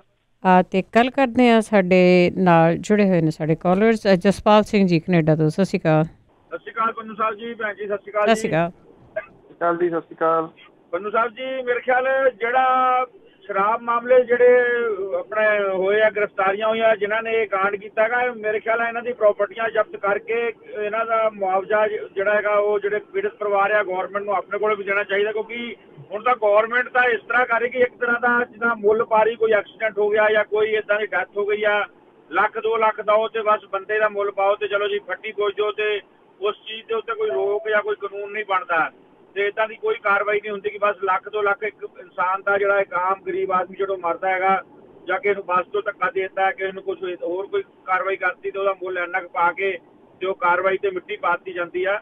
ਤੇ ਦੂਜਾ ਜੀ ਮੇਰੇ ਖਿਆਲ ਨਾਲ ਜਿਹੜਾ ਆਪਾਂ ਜੇ ਕੋਈ ਵੀ ਸਿੱਖ ਜਾਏਗਾ ਹੁਣ ਆਪਣਾ ਜਿਹੜਾ ਰਾਮ ਮੰਦਿਰ ਦੀ ਉਸਾਰੀ ਦਾ ਜਿਹੜਾ ਕੰਮ ਹੋ ਰਿਹਾ ਨੀਂਹ ਪੱਥਰ ਦਾ, ਕਿਉਂਕਿ ਦੋਨੇ ਸਿੱਖਾਂ ਵਾਸਤੇ ਦੋਨੇ ਅਜੀਜ਼ ਹੈਗੇ ਆ, ਹਿੰਦੂ ਵੀ ਤੇ ਮੁਸਲਿਮ ਵੀ, ਮਗਰ ਇਹ ਲੜਾਈ ਵਾਲੀ ਜਗ੍ਹਾ ਹੋਣ ਕਰਕੇ ਇੱਕ ਖਿਆਲ ਨਾਲ ਮੇਰੇ ਨਾਲ ਇਤਿਹਾਸ ਤੇ ਇੱਕ ਕਲੰਕ ਲੱਗ ਜਾਏਗਾ ਸਿੱਖ ਕੌਮ ਤੇ ਜੇ ਕੋਈ ਆਪਣਾ ਜਥੇਦਾਰ ਵਗੈਰਾ ਜਾਂ ਕੋਈ ਨੁਮਾਇੰਦਾ ਜਾਏਗਾ। ਭੈਣ ਜੀ ਸੁਣ ਦਿਓ, ਕੱਟਿਓ ਨਾ।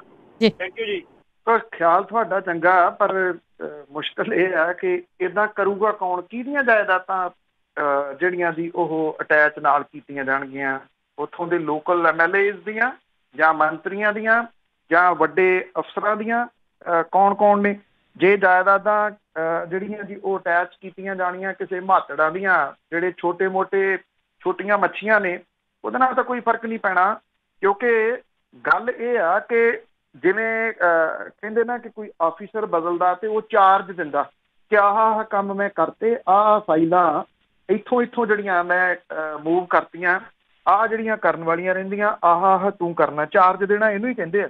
ਇੱਥੇ ਹਾਲਾਤ ਜਿਹੜੇ ਦੀ ਉਹ ਇਹ ਬਣ ਗਏ ਆ ਕਿ ਜਿਹੜੇ ਰਾਜਨੀਤਿਕ ਲੋਕ ਨੇ ਜਦੋਂ ਸੱਤਾ ਬਦਲਦੀ ਆ, ਉਹੀ ਲੋਕ ਜਿਹੜੇ ਹਾਰੇ ਹੁੰਦੇ ਆ ਉਹ ਫਿਰ ਜਿੱਤਣ ਵਾਲਿਆਂ ਨੂੰ ਚਾਰਜ ਦਿੰਦੇ ਆ ਕਿ ਮੈਂ ਇੱਥੋਂ ਇੰਨਾ ਮਹੀਨਾ ਜਿਹੜਾ ਉਹ ਲੈਂਦਾ ਸੀ। ਮੈਂ ਕੱਲ ਵੀ ਸਵਾਲ ਰੇਜ਼ ਕੀਤਾ ਸੀਗਾ, ਅੱਜ ਫੇਰ ਜਿਹੜਾ ਦੀ ਉਹ ਕਰ ਦਿੰਦਾ ਕਿ ਜਿੰਨਾ ਮਹਿਕਮਿਆਂ ਦੇ ਵਿੱਚ ਹੋ ਰਿਹਾ, ਖੇਤੀਬਾੜੀ ਮਹਿਕਮੇ ਦੇ ਵਿੱਚ 2 ਵੱਡੇ ਸਕੈਂਡਲ ਜਿਹੜੇ ਦੀ ਉਹ ਸਾਹਮਣੇ ਆ। ਬੀਜ ਘੁਟਾਲਾ, ਜਿਪਸਮ ਘੁਟਾਲਾ। ਖੇਤੀਬਾੜੀ ਮਹਿਕਮਾ ਕਿਹਦੇ ਅੰਡਰ ਹੈ? ਕੈਪਟਨ ਅਮਰਿੰਦਰ ਸਿੰਘ ਹੋਰਾਂ ਦੇ ਅੰਡਰ।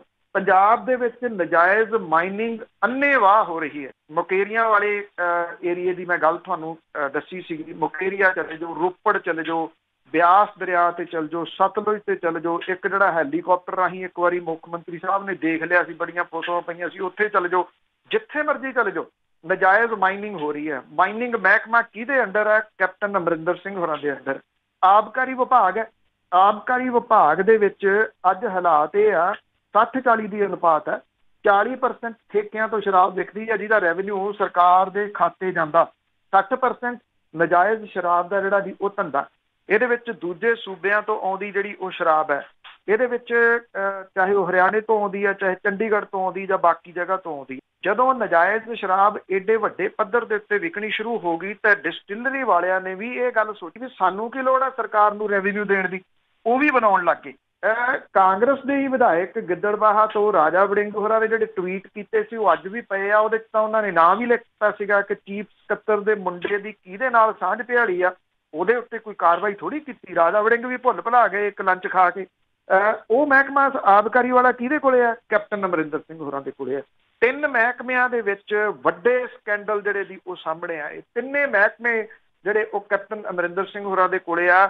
ਅੱਜ ਵੱਡਾ ਸਵਾਲ ਜਿਹੜਾ ਜੀ ਉਹ ਮੁੱਖ ਮੰਤਰੀ ਹੋਰਾਂ ਦੇ ਉੱਤੇ ਉੱਠ ਰਿਹਾ ਵੀ ਉਹਨਾਂ ਦਾ ਕੰਟਰੋਲ ਨਹੀਂ ਰਿਹਾ, ਉਹਨਾਂ ਨੂੰ ਆਲੇ ਦੁਆਲੇ ਤੋਂ ਕਿੰਨਾ ਲੋਕਾਂ ਨੇ ਜਿਹੜਾ ਘੇਰ ਲਿਆ, ਜਿਨ੍ਹਾਂ ਨੇ ਪਹਿਲਾਂ ਸੈਕਟਰੀਏਟ ਛਡਵਾਤਾ, ਮੁੜ ਕੇ ਉਹਨਾਂ ਦੀ ਸਰਕਾਰੀ ਕੋਠੀ ਜਿਹੜੀ ਚੰਡੀਗੜ੍ਹ ਵਾਲੀ ਉਹ ਛਡਵਾਤੀ ਤੇ ਉਹ ਆਪਣੇ ਪ੍ਰਾਈਵੇਟ ਫਾਰਮ ਹਾਊਸ ਦੇ ਵਿੱਚ ਜਾ ਵਸੇ, ਜਿੱਥੇ ਉਹ ਕਿਤੇ ਕਿਤੇ ਟਿਕਟੌਕ ਸਟਾਰ ਜਿਹੜੀ ਨੂਰ ਹੈ ਉਹਦੇ ਨਾਲ ਗੱਲਬਾਤ ਕਰਕੇ ਉਹਦਾ ਹਾਲ ਚਾਲ ਪੁੱਛ ਲੈਂਦੇ ਆ।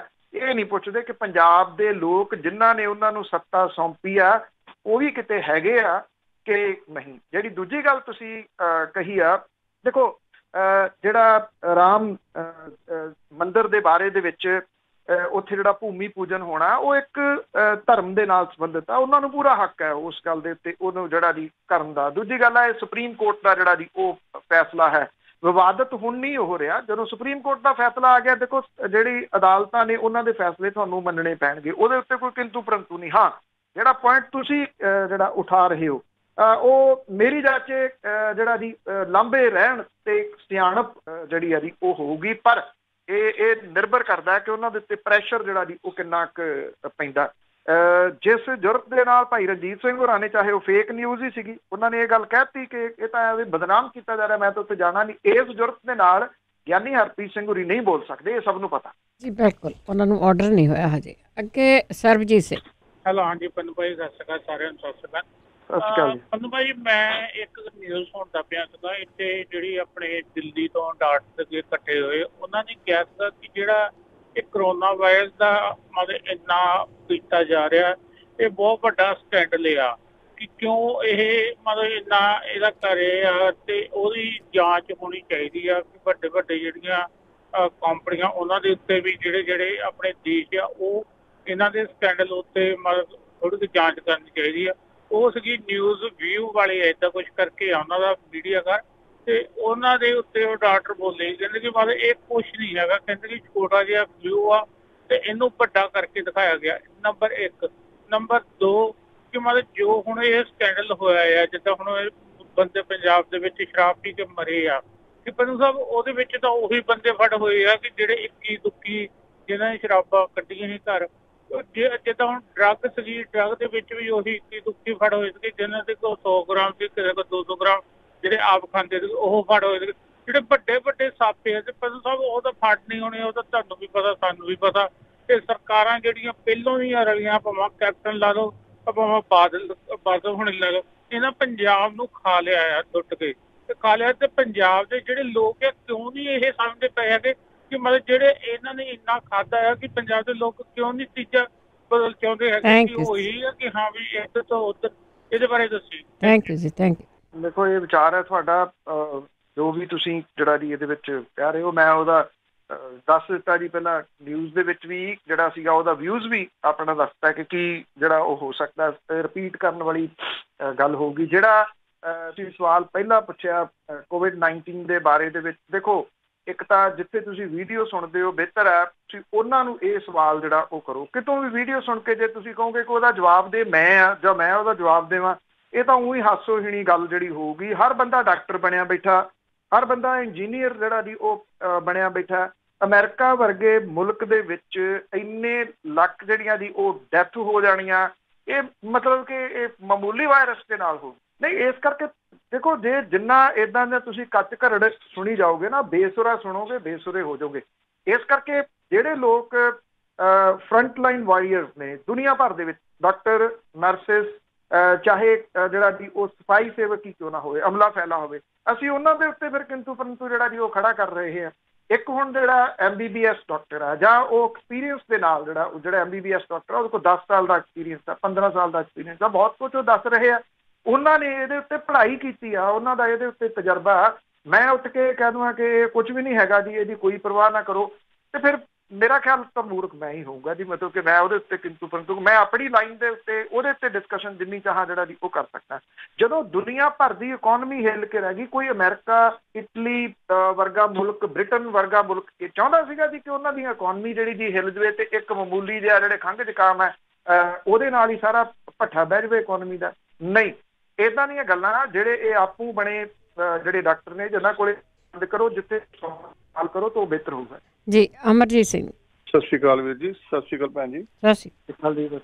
ਬੜਾ ਸ਼ੁਕਰੀਆ ਜੀ, ਤੁਸੀਂ ਸਾਡੀ ਹਰ ਇੱਕ ਗੱਲ ਦਾ ਜਵਾਬ ਦਿੰਦੇ ਜੀ ਤੇ ਕਰੋਨਾ ਵਾਇਰਸ ਦੇ ਵਿੱਚ ਸਾਨੂੰ ਅਪਡੇਟ ਰੱਖਦੇ ਜੀ। ਮੈਂ ਭੈਣ ਜੀ ਇੱਕ ਬੇਨਤੀ ਕਰਨੀ ਸਵਾਲ ਤੋਂ ਪਹਿਲਾਂ ਛੋਟੀ ਜੀ, ਤੇ ਸਾਰੇ ਵੀਰਾਂ ਨੂੰ ਬੇਨਤੀ ਵੀ ਕੋਈ ਸਵਾਲ ਪੁੱਛਿਆ ਕਰੋ ਸੰਖੇਪ ਦੇ ਵਿੱਚ ਪੁੱਛਿਆ ਜਾਵੇ ਤਾਂ ਵਧੀਆ ਰਹੇ, ਇਵੇਂ ਨਾ ਲੱਗੇ ਕਿ ਆਪਾਂ ਜਿਵੇਂ ਖਬਰਾਂ ਪੜ੍ਹ ਰਹੇ ਹੁੰਦੇ ਹਾਂ। ਦੂਜੀ ਗੱਲ ਇਹ ਵੀ ਜਿਹੜੇ ਵੀ ਸਰੋਤਿਆਂ ਦੀ ਬੋਲਚਾਲ ਮਿਆਰੀ ਦਰਜੇ ਦੀ ਨਾ ਹੋਵੇ, ਮੈਂ ਨੋਟ ਕੀਤਾ ਕਿ ਇਸ ਤਰ੍ਹਾਂ ਕਰ ਲਿਆ, ਤੇ ਪਲੀਜ਼ ਉਹ ਸਵਾਲ ਕਰ ਲਿਆ ਕਰੋ, ਕੋਈ ਗੱਲ ਨਹੀਂ। ਤੇ ਮੇਰਾ ਸਵਾਲ ਅਗਲਾ ਜੀ, ਜਿਹੜੇ ਹਾਈ ਕੋਰਟ ਦੇ ਸਿੰਗਲ ਬੈਂਚ ਤੇ ਡਬਲ ਬੈਂਚ ਆ ਇਹਦੇ ਬਾਰੇ ਸਮਝਾਇਓ ਜੀ, ਕਿੰਨੇ ਜੱਜ ਤੇ ਕੀ ਇਹਨਾਂ ਕੋਲ ਪਾਵਰਾਂ ਹੁੰਦੀਆਂ ਤੇ ਕਿਵੇਂ ਵਰਕ ਕਰਦੇ ਆ ਪਲੀਜ਼। Thank you. ਕਿ ਜਿਹੜਾ ਸਿੰਗਲ ਬੈਂਚ ਹੈਗਾ ਜੀ ਉਹਦਾ ਫੈਸਲਾ ਉਲੱਦ ਸਕਦਾ ਡਬਲ ਬੈਂਚ। ਡਬਲ ਬੈਂਚ ਦਾ ਜਿਹੜਾ ਫੈਸਲਾ ਹੈ ਉਹ ਟ੍ਰਿਪਲ ਬੈਂਚ ਜਿਹੜਾ ਉਹ ਉਲੱਦ ਸਕਦਾ ਹੈ। ਮੰਨ ਲਓ ਡਬਲ ਬੈਂਚ ਨੇ ਕੋਈ ਫੈਸਲਾ ਕੀਤਾ, ਜੇ ਤੁਸੀਂ ਉਹਨੂੰ ਚੈਲੰਜ ਕਰਨਾ ਤਾਂ ਉਹ ਟ੍ਰਿਪਲ ਬੈਂਚ ਕੋਲੇ ਹੋ ਸਕਦਾ, ਉਹ ਚੀਫ ਕੋਲੇ ਜਾਊਗਾ ਜੀ ਪਹਿਲਾਂ। ਇਹ ਉਹਨਾਂ ਦੇ ਉੱਤੇ ਡਿਪੈਂਡ ਹੈ ਕਿ ਉਹ ਡਬਲ ਬੈਂਚ ਦੇ ਫੈਸਲੇ ਨੂੰ ਚੈਲੰਜ ਕਰ ਦਿੰਦੇ ਨੇ ਉਹਦੀ ਪਰਮਿਸ਼ਨ ਜਾਂ ਨਹੀਂ। ਜੇ ਦਿੰਦੇ ਨੇ ਤਾਂ ਉਹ 3 ਮੈਂਬਰੀ ਜੱਜ ਜਿਹੜਾ ਜੀ ਉਹ ਬਣਾ ਸਕਦੇ ਨੇ। ਸਿੰਗਲ ਬੈਂਚ ਵਾਲਾ ਫੈਸਲਾ ਜੇ ਤੁਸੀਂ ਉਹਨੂੰ ਚੈਲੰਜ ਕਰਦੇ ਹੋ ਤੇ ਜਾਂਦਾ ਉਹ ਵੀ ਚੀਫ ਦੇ ਕੋਲੇ ਹੈ। ਉਹ ਉਹਨਾਂ ਦੇ ਉੱਤੇ ਡਿਪੈਂਡ ਹੈ ਜੀ ਕਿ ਉਹ ਡਬਲ ਬੈਂਚ ਉਹਦੇ ਵਾਸਤੇ ਬਣਾਉਂਦੇ ਨੇ ਜਾਂ ਉਹ ਇਹ ਸਮਝਦੇ ਨੇ ਕਿ ਸਿੰਗਲ ਬੈਂਚ ਦਾ ਜਿਹੜਾ ਫੈਸਲਾ ਸੀਗਾ ਉਹ ਸਹੀ ਸੀਗਾ। ਜਿਵੇਂ ਮਾਪਿਆਂ ਵਾਲੇ ਮਾਮਲੇ ਦੇ ਵਿੱਚ ਹੁਣੇ ਹੋ ਕੇ ਜਿਹੜਾ ਹਟਿਆ, ਜਿਹੜਾ ਫੈਸਲਾ ਸੀ ਉਹ ਸਿੰਗਲ ਜੱਜ ਦਾ ਸੀਗਾ, ਬਾਅਦ ਦੇ ਵਿੱਚ ਜਿਹੜਾ ਡਬਲ ਬੈਂਚ ਸੀ ਉਹਨੇ ਵੀ ਉਸ ਫੈਸਲੇ ਨੂੰ ਉਲੱਦਿਆ ਨਹੀਂ। ਜਦੋਂ ਉਲੱਦਿਆ ਨਹੀਂ ਤੇ ਹੁਣ ਉਹਦੇ ਉੱਤੇ ਟ੍ਰਿਪਲ ਬੈਂਚ ਦੇ ਕੋਲੇ ਜਾਣ ਦਾ ਉਹਦਾ ਕੋਈ ਆਈਡੀਆ ਨਹੀਂ ਜਿਹੜਾ ਬਣਦਾ। ਜਦੋਂ 2 ਨੇ ਜਿਹੜਾ ਸੀਗਾ ਜੀ ਉਹ ਕਰ ਦਿੱਤਾ, 2 ਉਹਦੇ ਉੱਤੇ ਪੈ ਗਈ, ਤੀਜੇ ਦੇ ਉੱਤੇ ਕੋਈ ਜਾਣ ਦਾ ਇਹ ਨਹੀਂ ਹੈਗਾ ਕਿ ਚੈਲੰਜ ਨਹੀਂ ਕੀਤਾ ਜਾ ਸਕਦਾ, ਕੀਤਾ ਜਾ ਸਕਦਾ, ਪਰ ਇਹਦਾ ਫਰਕ ਹੈ। ਇਹੀ ਜਿਹੜਾ ਜੀ ਹੈਗਾ ਇਹਨੂੰ ਰੋਸਟਰ ਕਹਿੰਦੇ ਆ ਜੀ, ਉਹ ਬਣਾਉਣਾ, ਉਹ ਸੁਪਰੀਮ ਕੋਰਟ ਦੇ ਵਿੱਚ ਵੀ ਇਦਾਂ ਜੀ। ਅੱਗੇ ਨਛੱਤਰ ਸਿੰਘ ਦਲਾਈ। ਹਾਂਜੀ, ਸਤਿ ਸ਼੍ਰੀ ਅਕਾਲ ਬਲਵਿੰਦਰ ਭੈਣ ਜੀ, ਸਤਿ ਸ਼੍ਰੀ ਅਕਾਲ ਪੰਨੂ ਭਾਈ, ਸਤਿ ਸ਼੍ਰੀ ਅਕਾਲ ਜੀ। ਸਤਿ ਸ਼੍ਰੀ ਅਕਾਲ ਜੀ। ਸਤਿ ਸ਼੍ਰੀ ਅਕਾਲ ਭਾਜੀ। ਮੇਰਾ ਇੱਕ ਤਾਂ ਕੁਐਸਚਨ ਹੈ, ਆਪਣੇ 3 ਸਾਲ ਤੋਂ ਪੁਰਾਣੀ ਗੱਲ ਹੋਣੀ ਹੈ, sub inspector Inderjit Singh sub inspector ਸੀਗਾ ਤੇ ਉਹਨੇ ਅਰੈਸਟ ਹੋਇਆ ਸੀਗਾ ਮੈਂ ਡਰੱਗ ਮਾਮਲੇ ਵਿੱਚ, ਉਹਦੀ ਕੋਈ ਅਪਡੇਟ ਚਾਹੀਦੀ ਆ। ਤੋ ਮੇਰਾ ਦੂਜਾ ਤਾਂ ਕੁਐਸਚਨ ਕੋਈ ਨਹੀਂ, ਉਹਦੀ ਮੇਰੇ ਲਈ ਐਨਰਜੀ ਆ, ਮੇਰੀ ਬਾਡੀ ਲਈ, ਇੱਕ ਵੀਕ ਲਈ, ਜਿਹੜੇ ਆਪਣੇ ਪਾਲ ਭਾਜੀ ਆਉਂਦੇ ਹੁੰਦੇ ਆ, ਕਾਲ ਤੁਹਾਨੂੰ ਕਰਦੇ ਹੁੰਦੇ ਤੇ ਉਹਦੀ ਉਹਨਾਂ ਦੀ ਵੇਟ ਮੈਂ ਕਰਦਾ ਹੁੰਦਾ ਆ। ਤੋ ਦੈਟਸ ਇੰਨਾ ਮੇਰੀ ਗੱਲਬਾਤ ਹੈ ਜੀ। ਠੀਕ ਹੈ, ਥੈਂਕ ਯੂ। ਇਸ ਤਰ੍ਹਾਂ ਹੈ ਕਿ ਉਸ ਮਾਮਲੇ ਦੇ ਵਿੱਚ ਜਿਹੜੀ ਅਪਡੇਟ ਇਹੀ ਆ, ਮੈਨੂੰ ਪਤਾ ਲੱਗਿਆ ਸੀ ਵੀ ਸ਼ਾਇਦ ਉਹਨਾਂ ਦੀ ਜ਼ਮਾਨਤ ਹੋ ਚੱਲੀ ਸੀ ਪਰ ਉਹ ਬਚ ਗਈ। ਕਿਉਂ ਬਚੀ, ਕੁਝ ਗੱਲਾਂ ਉਹ ਨੇ ਜਾਂ ਇਹਦੇ ਉੱਤੇ, ਕਿਉਂਕਿ ਅਨਆਫੀਸ਼ੀਅਲ ਗੱਲਾਂ ਹੁੰਦੀਆਂ ਨੇ ਜਿਹੜੀਆਂ ਬਿਨਾਂ ਕਿਸੇ ਸਬੂਤ ਤੋਂ, ਉਹ ਮੈਂ ਕਹਿਣੀ ਨਹੀਂ ਚਾਹੁੰਦਾ। ਅੰਦਰ ਹੀ ਨੇ, ਅਜੇ ਜ਼ਮਾਨਤ ਨਹੀਂ ਹੋਈ, ਪਟਿਆਲੇ ਦੀ ਜੇਲ੍ਹ ਦੇ ਵਿੱਚ ਨੇ ਉਹ। ਮਾਮਲਾ ਉਸ ਤੋਂ ਅੱਗੇ ਵਧਿਆ ਨਹੀਂ। ਵੱਧ ਸਕਦਾ ਆ ਜੇ ਜਿਹੜੀਆਂ 3 ਪਈਆਂ ਚਿੱਠੀਆਂ ਨੇ ਹਾਈ ਕੋਰਟ ਦੇ ਵਿੱਚ ਉਹ ਖੁੱਲਣ ਦੀ ਪਰਮਿਸ਼ਨ ਮਿਲੇ। ਉਹ ਪੰਜਾਬ ਸਰਕਾਰ ਨਹੀਂ ਖੋਲ੍ਹਣਾ ਚਾਹੁੰਦੀ ਜੀ ਹਾਲ ਦੀ ਘੜੀ। ਜੇ ਸਿੱਧਾ ਜਿਹਾ ਤੁਸੀਂ ਉਹ 3 ਚਿੱਠੀਆਂ ਉਹਦੇ ਵਿੱਚੋਂ ਜਾਂਚ ਨੇ, ਉਹ ਜਾਂਚ ਚਿੱਠੀਆਂ ਨੇ। ਇੱਕ ਤਾਂ STF ਦੇ ਹੈਡ ਜਿਹੜੇ ਨੇ ਹਰਪ੍ਰੀਤ ਸਿੰਘ ਸਿੱਧੂ ਹੋਰਾਂ ਨੇ ਇਸੇ ਮਾਮਲੇ ਦੇ ਵਿੱਚ ਹੀ ਉਹ ਸਾਰੀ ਜਾਂਚ ਕਰਕੇ ਲਾਈ ਸੀ। ਸੈਕਿੰਡ SIT ਬਣਾਈ ਸੀ ਸਿਧਾਰਥ ਚੱਟੋਪਾਧਿਆ ਹੋਰਾਂ ਦੀ ਅਗਵਾਈ ਦੇ ਵਿੱਚ, ਉਹ ਜਾਂਚ ਦੀ ਸੀ। ਤੀਸਰੀ ਹੈਗੀ ਆ ਜੀ ਇਨਫੋਰਸਮੈਂਟ ਡਾਇਰੈਕਟੋਰੇਟ ਦੇ ਨਿਰੰਜਨ ਸਿੰਘ ਹੋਰਾਂ ਦੇ ਵੱਲੋਂ ਕੀਤੀ ਗਈ ਜਾਂਚ ਦੀ ਚਿੱਠੀ। ਇਸ ਮਾਮਲੇ 'ਚ ਤਾਂ ਹੀ ਕੁਝ ਸਾਹਮਣੇ ਆ ਸਕਦਾ ਜੇ ਇਹ ਤਿੰਨੇ ਦੀਆਂ ਤਿੰਨੇ ਜਿਹੜੀਆਂ ਚਿੱਠੀਆਂ ਨੇ ਉਹ ਖੁੱਲਣ ਤੇ ਹਾਈ ਕੋਰਟ ਜਿਹੜਾ ਜੀ ਉਹ ਦੱਸੇ ਵੀ ਕੌਣ ਲੋਕ ਇਹਦੇ ਪਿੱਛੇ ਨੇ। ਉਹਦੇ 'ਚ ਨਾਮ ਵੱਡੇ ਇਹਨਾਂ 3 ਚਿੱਠੀਆਂ ਦੇ ਵਿੱਚ ਹੈਗੇ ਨੇ ਮੇਰੇ ਜਿਹੜੇ ਸੋਰਸਿਸ ਨੇ ਉਹਦੇ ਮੁਤਾਬਕ, ਪਰ ਇਹ ਵੱਡਾ ਸਵਾਲ ਹੈ ਕਿ ਖੁੱਲਣਗੀਆਂ ਜਾਂ ਨਹੀਂ। ਹਾਂਜੀ, ਪੰਨੂ ਜੀ ਨੇ ਕਾਲਾਂ ਸਾਡੀਆਂ ਵੈਸੇ ਡਰਾਪ ਹੋ ਰਹੀਆਂ ਆ, ਪਰ ਜਿੱਦਾਂ ਹੁਣ ਤੁਸੀਂ ਚਿੱਠੀਆਂ ਦੀ ਗੱਲ ਕੀਤੀ ਆ, ਉਹਨਾਂ ਨੇ ਚਿੱਠੀਆਂ ਦਿੱਤੀਆਂ, ਜਾਂਚ ਕੀਤੀ ਆ, ਉਹਦੇ ਵਿੱਚ ਇੱਦਾਂ ਨਹੀਂ ਹੋ ਸਕਦਾ ਸਰਕਾਰ ਬਦਲ ਗਈ ਤੇ ਚਿੱਠੀਆਂ ਵੀ ਗੁੰਮ ਹੋ ਜਾਣਗੀਆਂ? ਨਹੀਂ, ਚਿੱਠੀ ਤਾਂ ਗੁੰਮ ਨਹੀਂ ਹੁੰਦੀ ਜੀ, ਚਿੱਠੀ ਨਹੀਂ ਗੁੰਮ ਹੁੰਦੀ। ਹੁਣ ਨੂੰ ਤਾਂ ਦੇਖੋ ਸਮੇਧ ਸੈਣੀ ਹੋਰਾਂ ਦੀ ਜਿਹੜੀ ਜਾਂਚ ਕੀਤੀ ਸੀ CBI ਨੇ, ਉਹ ਰਿਕਾਰਡ ਨਹੀਂ ਲੱਭ ਰਿਹਾ, CBI ਦਾ ਰਿਕਾਰਡ ਨਹੀਂ ਲੱਭ ਰਿਹਾ। ਜਾਂਚ ਤਾਂ ਕੁਛ ਵੀ ਹੋ ਸਕਦਾ, ਪਰ ਜੇ ਸਰਕਾਰ ਨੇ ਉਹ ਮੰਨ ਲਓ ਖਿਲਾਉਣੀ ਹੈ ਚਿੱਠੀ, ਇਹ ਕਹਿੰਦੇ ਆ ਕਿ ਹਾਈ ਕੋਰਟ ਨਹੀਂ ਖੋਲਦੀ ਜੀ, ਉਹ ਤਾਂ ਅਦਾਲਤ 'ਚ ਆ ਮਾਮਲਾ, ਇਹ ਬਹਾਨਾ ਬਣਾਉਂਦੇ। ਸੁਪਰੀਮ ਕੋਰਟ ਦੇ ਵਿੱਚ ਇੱਕ ਐਪਲੀਕੇਸ਼ਨ ਜਿਹੜੀ ਜੀ ਉਹ ਸਰਕਾਰ ਲਾ ਦੇ ਵੀ ਹਾਈ ਕੋਰਟ ਦੇ ਵਿੱਚ ਚਿੱਠੀ ਪਈ ਆ, ਉਹਨੂੰ ਖੋਲੋ। ਮੇਰਾ ਨਹੀਂ ਖਿਆਲ ਸੁਪਰੀਮ ਕੋਰਟ ਜਿਹੜੀ ਉਹ 10 ਜਾਂ 15 ਦਿਨ ਵੀ ਲਾਊਗੀ ਇਸ ਮਸਲੇ ਦੇ ਉੱਤੇ ਹੁਕਮ ਕਰਨ ਦੇ ਵਾਸਤੇ, ਕਿ ਕਿਉਂ ਨਹੀਂ ਖੋਲੀ ਜਾ ਰਹੀ। 2 ਸਾਲ ਤੋਂ ਉੱਪਰ ਤਾਂ ਇਹਨਾਂ ਚਿੱਠੀਆਂ ਨੂੰ ਪਈਆਂ ਨੂੰ ਜਿਹੜਾ ਹੋ ਗਿਆ, ਵੀ ਖੋਲੋ ਤੇ ਲੱਭੋ ਉਹਦੇ ਵਿੱਚ ਕੀ ਆ। ਮੰਨ ਲਓ ਉਹਦੇ ਵਿੱਚ ਕੁਛ ਨਾ ਨਿਕਲੇ ਜੀ, ਮੈਂ ਇਹ ਕਹਿੰਦਾ ਉਹਦੇ 'ਚ ਕੁਛ ਨਹੀਂ ਨਿਕਲੂਗਾ, ਲੈਟਸ ਸੀ, ਪਰ ਖੋਲ ਕੇ ਇਹ ਤਾਂ ਦੱਸ ਦਿਓ ਨਾ ਵੀ ਇਹਨਾਂ 'ਚ ਕੁਛ ਨਹੀਂ ਹੈਗਾ। ਦੱਸ ਕਿਉਂ ਨਹੀਂ ਰਹੇ ਜੀ, ਕਿਉਂ ਡਰ ਰਹੇ ਜੀ? ਇਹਦਾ ਮਤਲਬ ਕੁਛ ਵਿੱਚ ਹੈਗਾ। ਹਰਦਿਆਲ ਸਿੰਘ ਜੀ। ਹਾਂਜੀ, ਵਾਹਿਗੁਰੂ ਜੀ ਖਾਲਸਾ, ਵਾਹਿਗੁਰੂ ਜੀ ਫਤਿਹ। ਆਪਣੇ ਮੈਂ ਪੰਨੂ ਸਾਹਿਬ ਨੂੰ 2 ਸਵਾਲ ਪੁੱਛਣੇ ਆ ਜੀ। ਇੱਕ ਤਾਂ ਬੇਅੰਤ ਸਿੰਘ ਦਾ ਪੋਤੇ ਬਾਰੇ, ਉਹ ਜਿਹਨੂੰ ਆਪਣੇ ਕੈਪਟਨ ਨੇ ਬਣਾਤਾ ਸੀ ਨਾ DSP, ਵੀ ਉਹਨੂੰ ਕੋਈ ਕੋਰਟ 'ਚ ਚੈਲੰਜ ਕੀਤਾ ਕਿ ਨਹੀਂ। ਦੂਜਾ ਬਲਵੰਤ ਸਿੰਘ ਖੇੜੇਵਾਲਾ, ਜਿਹੜਾ ਬਾਦਲ ਦਲ ਨੇ 2 ਆਪਣੇ ਕੰਸਟੀਟਿਊਸ਼ਨ ਬਣਾਏ ਹੋਏ ਨੇ ਦਿੱਲੀ, ਇਹਨਾਂ ਦਾ ਕੋਈ ਹੈਗਾ ਕੇਸ ਚੱਲਦਾ, ਉਹਦੇ ਬਾਰੇ ਕੀ ਰਿਪੋਰਟ ਹੈ ਜੀ? ਦੇਖੋ, ਜਿਹੜਾ ਤਾਂ ਜਦੋਂ DSP ਲਾਤਾ ਉਹਨੂੰ ਕਿਸੇ ਨੇ ਚੈਲੰਜ ਨਹੀਂ ਕੀਤਾ ਜੀ, ਕੁਛ ਨਹੀਂ ਹੋਇਆ। ਉਸੇ ਤਰੀਕੇ ਦੇ ਨਾਲ ਜਿਹੜਾ ਜੀ ਉਹ ਹੈ। ਤੇ ਬਲਵੰਤ ਸਿੰਘ ਖੇੜਾ ਹੋਰਾਂ ਵਾਲੀ ਹੁਸ਼ਿਆਰਪੁਰ ਤੋਂ ਜਿਹੜੇ ਜੀ ਉਹ ਬਜ਼ੁਰਗ ਨੇ, ਮੈਂ ਕਹਿੰਦਾ ਜੀ ਇਸ ਉਮਰ ਦੇ ਵਿੱਚ ਉਹ ਲੜਾਈ ਲੜ ਰਹੇ ਆ, ਇਹੀ ਵੱਡੀ ਜਿਹੜੀ ਜੀ ਉਹ ਗੱਲ ਹੈ। ਉਹਨਾਂ ਦੀ ਇਸ ਲੜਾਈ ਨੂੰ ਅੱਗੇ ਜਿਹੜਾ ਜੀ ਉਹ ਕੋਈ ਤੋੜ ਨਹੀਂ ਰਹੇ। ਸੱਚੀ ਪੁੱਛੋ ਨਾ ਜੀ, ਮੈਨੂੰ ਕਹਿਣਾ ਨਹੀਂ ਚਾਹੀਦਾ, ਉਹਨਾਂ ਦੀ ਬਹੁਤ ਲੰਬੀ ਉਮਰ ਹੋਵੇ। ਜਿਹੜਾ ਅਕਾਲੀ ਦਲ ਬਾਦਲ ਹੈ ਉਹ ਸ਼ਾਇਦ ਅਰਦਾਸ ਮੇਰੇ ਤੋਂ ਉਲਟ ਜਿਹੜਾ ਜੀ ਉਹ ਕਰ ਰਿਹਾ ਹੋਊਗਾ ਵੀ ਆਪੇ ਖਹਿੜਾ ਜਿਹੜਾ ਜੀ ਉਹ ਛੁੱਟ ਜਾਊਗਾ। ਬਹੁਤ ਸਿਰੜੀ ਇਨਸਾਨ ਨੇ ਉਹ। ਮੈਂ ਉਹਨਾਂ ਦੀ ਇੰਟਰਵਿਊ ਇੱਕ ਵਾਰੀ ਕੀਤੀ ਸੀਗੀ ਉਹਨਾਂ ਦੇ ਘਰੇ ਜਾ ਕੇ, ਹੁਸ਼ਿਆਰਪੁਰ ਦੇ ਵਿੱਚ ਬਹੁਤ ਕੁਛ ਉਹ ਲਈ ਬੈਠੇ ਆ ਇਸ ਕੇਸ ਵਾਲੇ ਮਾਮਲੇ ਦੇ ਵਿੱਚ। ਇਹ 2 ਜਗ੍ਹਾ, ਇੱਕ ਤਾਂ ਹੁਸ਼ਿਆਰਪੁਰ ਦੀ ਅਦਾਲਤ ਦੇ ਵਿੱਚ ਮਾਮਲਾ ਚੱਲ ਰਿਹਾ, ਸੈਕੰਡ ਉਹਨਾਂ ਨੇ ਇਹਦੀ ਕੰਪਲੇਂਟ ਜਿਹੜੀ ਆ ਜੀ ਉਹ ਕੀਤੀ ਹੋਈ ਆ ਚੋਣ ਕਮਿਸ਼ਨ ਤੋਂ। ਅਦਾਲਤੀ ਫੈਸਲਾ ਜਿਹੜਾ ਜੀ ਹੁਣ ਤਾਂ ਅਦਾਲਤਾਂ ਦੇ ਵਿੱਚ ਕੰਮ ਹੀ ਨਹੀਂ ਹੋ ਰਿਹਾ ਨਾ, ਸਿਰਫ ਜਿਹੜੇ ਪ੍ਰਾਇਓਰਟੀ ਦੇ ਆਧਾਰ ਤੇ ਜਿਹੜੀਆਂ ਨੇ ਉਹੀ ਲੱਗ ਰਹੀਆਂ ਨੇ, ਜਿਹਦੇ ਵਿੱਚ ਬੇਲ ਐਪਲੀਕੇਸ਼ਨ ਜਿਹੜੀਆਂ ਨੇ ਉਹ ਨੇ, ਬਾਕੀ ਤਾਂ ਕੁਛ ਵੀ ਨਹੀਂ ਜਿਹੜਾ ਜੀ ਉਹ ਹੋ ਰਿਹਾ। ਜਦੋਂ ਹੋਊਗਾ ਫੈਸਲਾ ਆਊਗਾ, ਖਲਾਰਾ ਪਾਊਗਾ ਜੀ ਉਹ। ਜੀ ਜੋਗਾ ਸਿੰਘ ਜੀ। ਹਾਂਜੀ, ਸਤਿ ਸ਼੍ਰੀ ਅਕਾਲ। ਸਤਿ ਸ਼੍ਰੀ ਅਕਾਲ ਜੀ। ਜੀ ਮੇਰੀ ਬੇਨਤੀ ਹੈ ਜੀ, ਵੀ ਮੈਂ ਪੁੱਛਣਾ ਚਾਹੁੰਦਾ ਵੀ ਪਹਿਲਾਂ ਸਰਕਾਰ ਇਸ ਗੱਲ ਬਹੁਤ ਆਨਾਕਾਨੀ ਕਰ ਰਹੀ ਹੈ ਵੀ ਇੱਕ ਜੁਡੀਸ਼ੀਅਲ ਜੱਜ ਤੋਂ ਇਨਕੁਆਇਰੀ ਕਰਾਈ ਜਾਵੇ। ਜੇ ਜੱਜ ਸਰਕਾਰ ਮੁਕਰਰ ਕਰ ਦਿੰਦੀ ਹੈਗੀ ਹੈ ਪਰ ਉਹ ਤੇ ਅਮਲ ਨਹੀਂ ਹੁੰਦਾ। ਜੈਸਾ ਕਿ ਕਹਿੰਦੇ ਜੋਰਾ ਸਿੰਘ ਦੀ ਰਿਪੋਰਟ, ਉਸ ਤੋਂ ਬਾਅਦ ਕਾਰਜੂ ਮਾਰਕੰਡੇ, ਫਿਰ ਆਪਣਾ ਜੱਜ ਰਣਜੀਤ ਸਿੰਘ ਜੀ, ਇਹਦੇ ਉੱਤੇ ਜੱਟਾਂ ਦੀਆਂ ਨੇ ਰਿਪੋਰਟਾਂ ਦੇ ਉੱਤੇ ਸਰਕਾਰ ਅਮਲ ਨਹੀਂ ਕੀਤੀ। ਹੁਣ ਜ਼ਿਆਦਾ ਮੰਗੇ ਕੀਤੀ ਜਾਂਦੇ ਵੀ ਸਿਟਿੰਗ ਜੱਜ ਤੋਂ ਇਨਕੁਆਇਰੀ ਕਰਾਈ ਜਾਵੇ। ਸਿਟਿੰਗ ਜੱਜ ਵੀ ਇਨਕੁਆਇਰੀ ਸਰਕਾਰ ਨੂੰ ਦੇਊਗਾ ਜੀ, ਇਹ ਸਪਸ਼ਟ ਕਰਨਾ ਹੈ। Thank you. ਸਿਟਿੰਗ ਜੱਜ ਤੋਂ ਇਨਕੁਆਇਰੀ ਵੀ ਇਹਦਾ ਕੋਈ ਹੱਲ ਜਿਹੜਾ ਜੀ ਉਹ ਨਹੀਂ ਕੱਢ ਸਕੂਗੀ। CBI ਤੋਂ ਇਨਕੁਆਇਰੀ ਵੀ ਇਹਦਾ ਹੱਲ ਨਹੀਂ ਕੱਢ ਜਿਹੜਾ ਜੀ ਉਸਦੀ। ਉਹਦਾ ਕਾਰਨ ਇਹ ਆ, ਆਪਾਂ ਨਵਿਤਾ ਸਿੰਘ ਹੋਰਾਂ ਵਾਲੀ ਹੁਣੇ ਦੇਖ ਕੇ ਹਟੇ ਆ, ਉਹ ਕਿਉਂ ਛੱਡ ਗਏ? ਜਿਹੜੇ 267 ਗੁਰੂ ਗ੍ਰੰਥ ਸਾਹਿਬ ਦੇ ਸਰੂਪ ਜਿਹੜੇ ਲੱਭ ਨਹੀਂ ਰਹੇ ਸੀ, ਉਸ ਮਾਮਲੇ ਦੇ ਉੱਤੇ ਉਹ ਕਿਉਂ ਛੱਡ ਗਏ? ਇਹ ਠੀਕ ਹੈ ਕਿ ਇਸ ਤਰ੍ਹਾਂ ਦਾ ਵਿਅਕਤੀ ਜਿਹੜਾ ਜੀ ਉਹ ਚੁੱਪ ਕਰਕੇ ਆਪਣਾ ਬਹਾਨਾ ਲਾ ਕੇ ਸਾਈਡ ਦੇ ਉੱਤੇ ਹੋ ਜਾਊਗਾ। ਤਰਾਸਦੀ ਹੀ ਇਹ ਜਿਹੜੀ ਹੈ ਨਾ ਉਹ ਬਣੀ ਹੋਈ ਹੈ। ਜਸਟਿਸ ਜੋਰਾ ਸਿੰਘ ਹੋਰਾਂ ਦੇ ਕਮਿਸ਼ਨ ਦੀ ਰਿਪੋਰਟ ਤਾਂ ਉਹਨਾਂ ਨੇ ਕੀ ਲਾਗੂ ਜਿਹੜੀ ਉਹ ਕਰਨੀ ਸੀਗੀ, ਤੁਸੀਂ ਪਿਛਾਂਹ ਜਾਓ 1986 ਦੇ ਵਿੱਚ ਚਲੇ ਜਾਓ। ਜਸਟਿਸ ਗੁਰਨਾਮ ਸਿੰਘ ਹੋਰਾਂ ਦੀ ਰਿਪੋਰਟ ਸੀ, ਜਿਹੜਾ ਨਕੋਦਰ ਦੇ ਵਿੱਚ ਕਾਂਡ ਵਾਪਰਿਆ ਸੀ, ਜਿਹਦੇ ਵਿੱਚ ਗੁਰੂ ਗ੍ਰੰਥ ਸਾਹਿਬ ਦੀ ਬੇਅਦਬੀ ਹੋਈ ਸੀ। ਉਹਦੀ ਬੇਅਦਬੀ ਦਾ ਰੋਸ ਪ੍ਰਗਟ ਕਰਦਿਆਂ ਪੁਲਿਸ ਨੇ ਗੋਲੀ ਚਲਾਤੀ ਤੇ ਉਹਦੇ 4 ਜਿਹੜੇ ਨੌਜਵਾਨ ਨੇ ਉਦੋਂ ਉਹ ਮਾਰੇ ਗਏ ਸਨ। ਤੇ ਜਿਨ੍ਹਾਂ ਦੇ ਉੱਤੇ ਕਥਿਤ ਰੂਪ ਦੇ ਵਿੱਚ ਦੋਸ਼ ਲੱਗਦੇ ਆ ਉਹ ਅੱਜ ਅਕਾਲੀ ਆਗੂ ਨੇ। ਜਿਹੜੇ ਉਦੋਂ SSP ਸਨ ਉਹ ਅਕਾਲੀ ਦਲ ਦੇ ਸੀਨੀਅਰ ਆਗੂ ਨੇ। ਜਿਹੜੇ ਉਦੋਂ ਡਿਪਟੀ ਕਮਿਸ਼ਨਰ ਸਨ ਉਹ ਵੀ ਅਕਾਲੀ ਦਲ ਬਾਦਲ ਦੇ ਸੀਨੀਅਰ ਆਗੂ ਨੇ। ਉਹਨਾਂ ਦੇ ਪਰਿਵਾਰ ਜਿਹੜੇ ਆ ਜੀ ਉਹ ਅੱਜ ਵੀ ਖੱਜਲ ਹੁੰਦੇ ਫਿਰਦੇ ਆ। ਉਹ ਜਸਟਿਸ ਗੁਰਨਾਮ ਸਿੰਘ ਹੋਰਾਂ ਦੀ ਰਿਪੋਰਟ ਦਾ ਅੱਧਾ ਹਿੱਸਾ ਲੱਭ ਹੀ ਨਹੀਂ ਰਿਹਾ, ਉਹ ਕਿੱਥੇ ਗਿਆ। ਮੈਂ ਇਸ ਕਰਕੇ ਕਹਿੰਦਾ ਇਹ ਰਿਪੋਰਟਾਂ ਕੀ ਕਰ ਲੈਣਗੀਆਂ, ਇਹਦੇ ਵਿੱਚੋਂ ਕੀ ਨਿਕਲ ਆਊਗਾ। ਕਰਨ ਨੂੰ ਕੀ ਨਹੀਂ ਕਰ ਸਕਦੇ, ਕਰਨ ਨੂੰ ਸਰਕਾਰ ਕੀ ਨਹੀਂ ਕਰ ਸਕਦੀ, ਕੁਛ ਵੀ ਕਰ ਸਕਦੀ ਹੈ। ਮੈਂ ਕਹਿੰਦਾ ਜੀ ਮਤਲਬ ਕਿ ਜੇ ਸਲਾਹ ਜਿਹੜੀ ਉਹ ਲਈ ਜਾਵੇ ਵਿਦਿਨ 48 ਆਵਰਸ, ਇਹ ਤਾਂ 4 ਹਫ਼ਤਿਆਂ ਦੀ ਗੱਲ ਕਹਿੰਦੇ ਸੀ, ਵਿਦਿਨ 48 ਆਵਰਸ। ਹੁਣ ਪੁਲਿਸ ਕਿੱਥੋਂ ਛਾਪੇ ਮਾਰੀ ਜਾਂਦੀ ਹੈ, ਇੱਥੋਂ ਲਾਹਣ ਬਰਾਮਦ ਜਿਹੜੀ ਜੀ ਉਹ ਕਰੀ ਜਾਂਦੀ ਹੈ। ਇੱਥੋਂ ਮਿਲ ਗਿਆ ਜ਼ਖੀਰਾ, ਮਿਲ ਗਿਆ ਇੱਥੋਂ ਕੈਂਟਰ ਚੱਲਦਾ ਸੀਗਾ ਜੀ ਆਹ ਢਾਬੇ ਤੋਂ ਜਿਹੜੇ ਜ਼ਹਿਰੀਲੀ ਸ਼ਰਾਬ ਦੇ ਜਿਹੜੇ ਕੈਂਟਰ ਸੀ ਉਹ ਤੁਰਦੇ ਸੀਗੇ, ਇੱਥੋਂ ਲਿਕੁਇਡ ਜਾਂਦਾ ਸੀਗਾ। ਇਹਨਾਂ ਨੂੰ ਕਿੱਥੋਂ ਪਤਾ ਲੱਗਿਆ? ਸਭ ਪਤਾ ਪੁਲਿਸ ਨੂੰ, ਸਭ ਪਤਾ। ਅੰਨੀ ਪੀਂਦੀ ਕੁੱਤਾ ਚੱਟਦਾ, ਉਹ ਹਾਲਾਤ ਜਿਹੜੇ ਆ ਜੀ ਉਹ ਬਣੇ ਬਣਾਏ ਹੋਏ ਆ।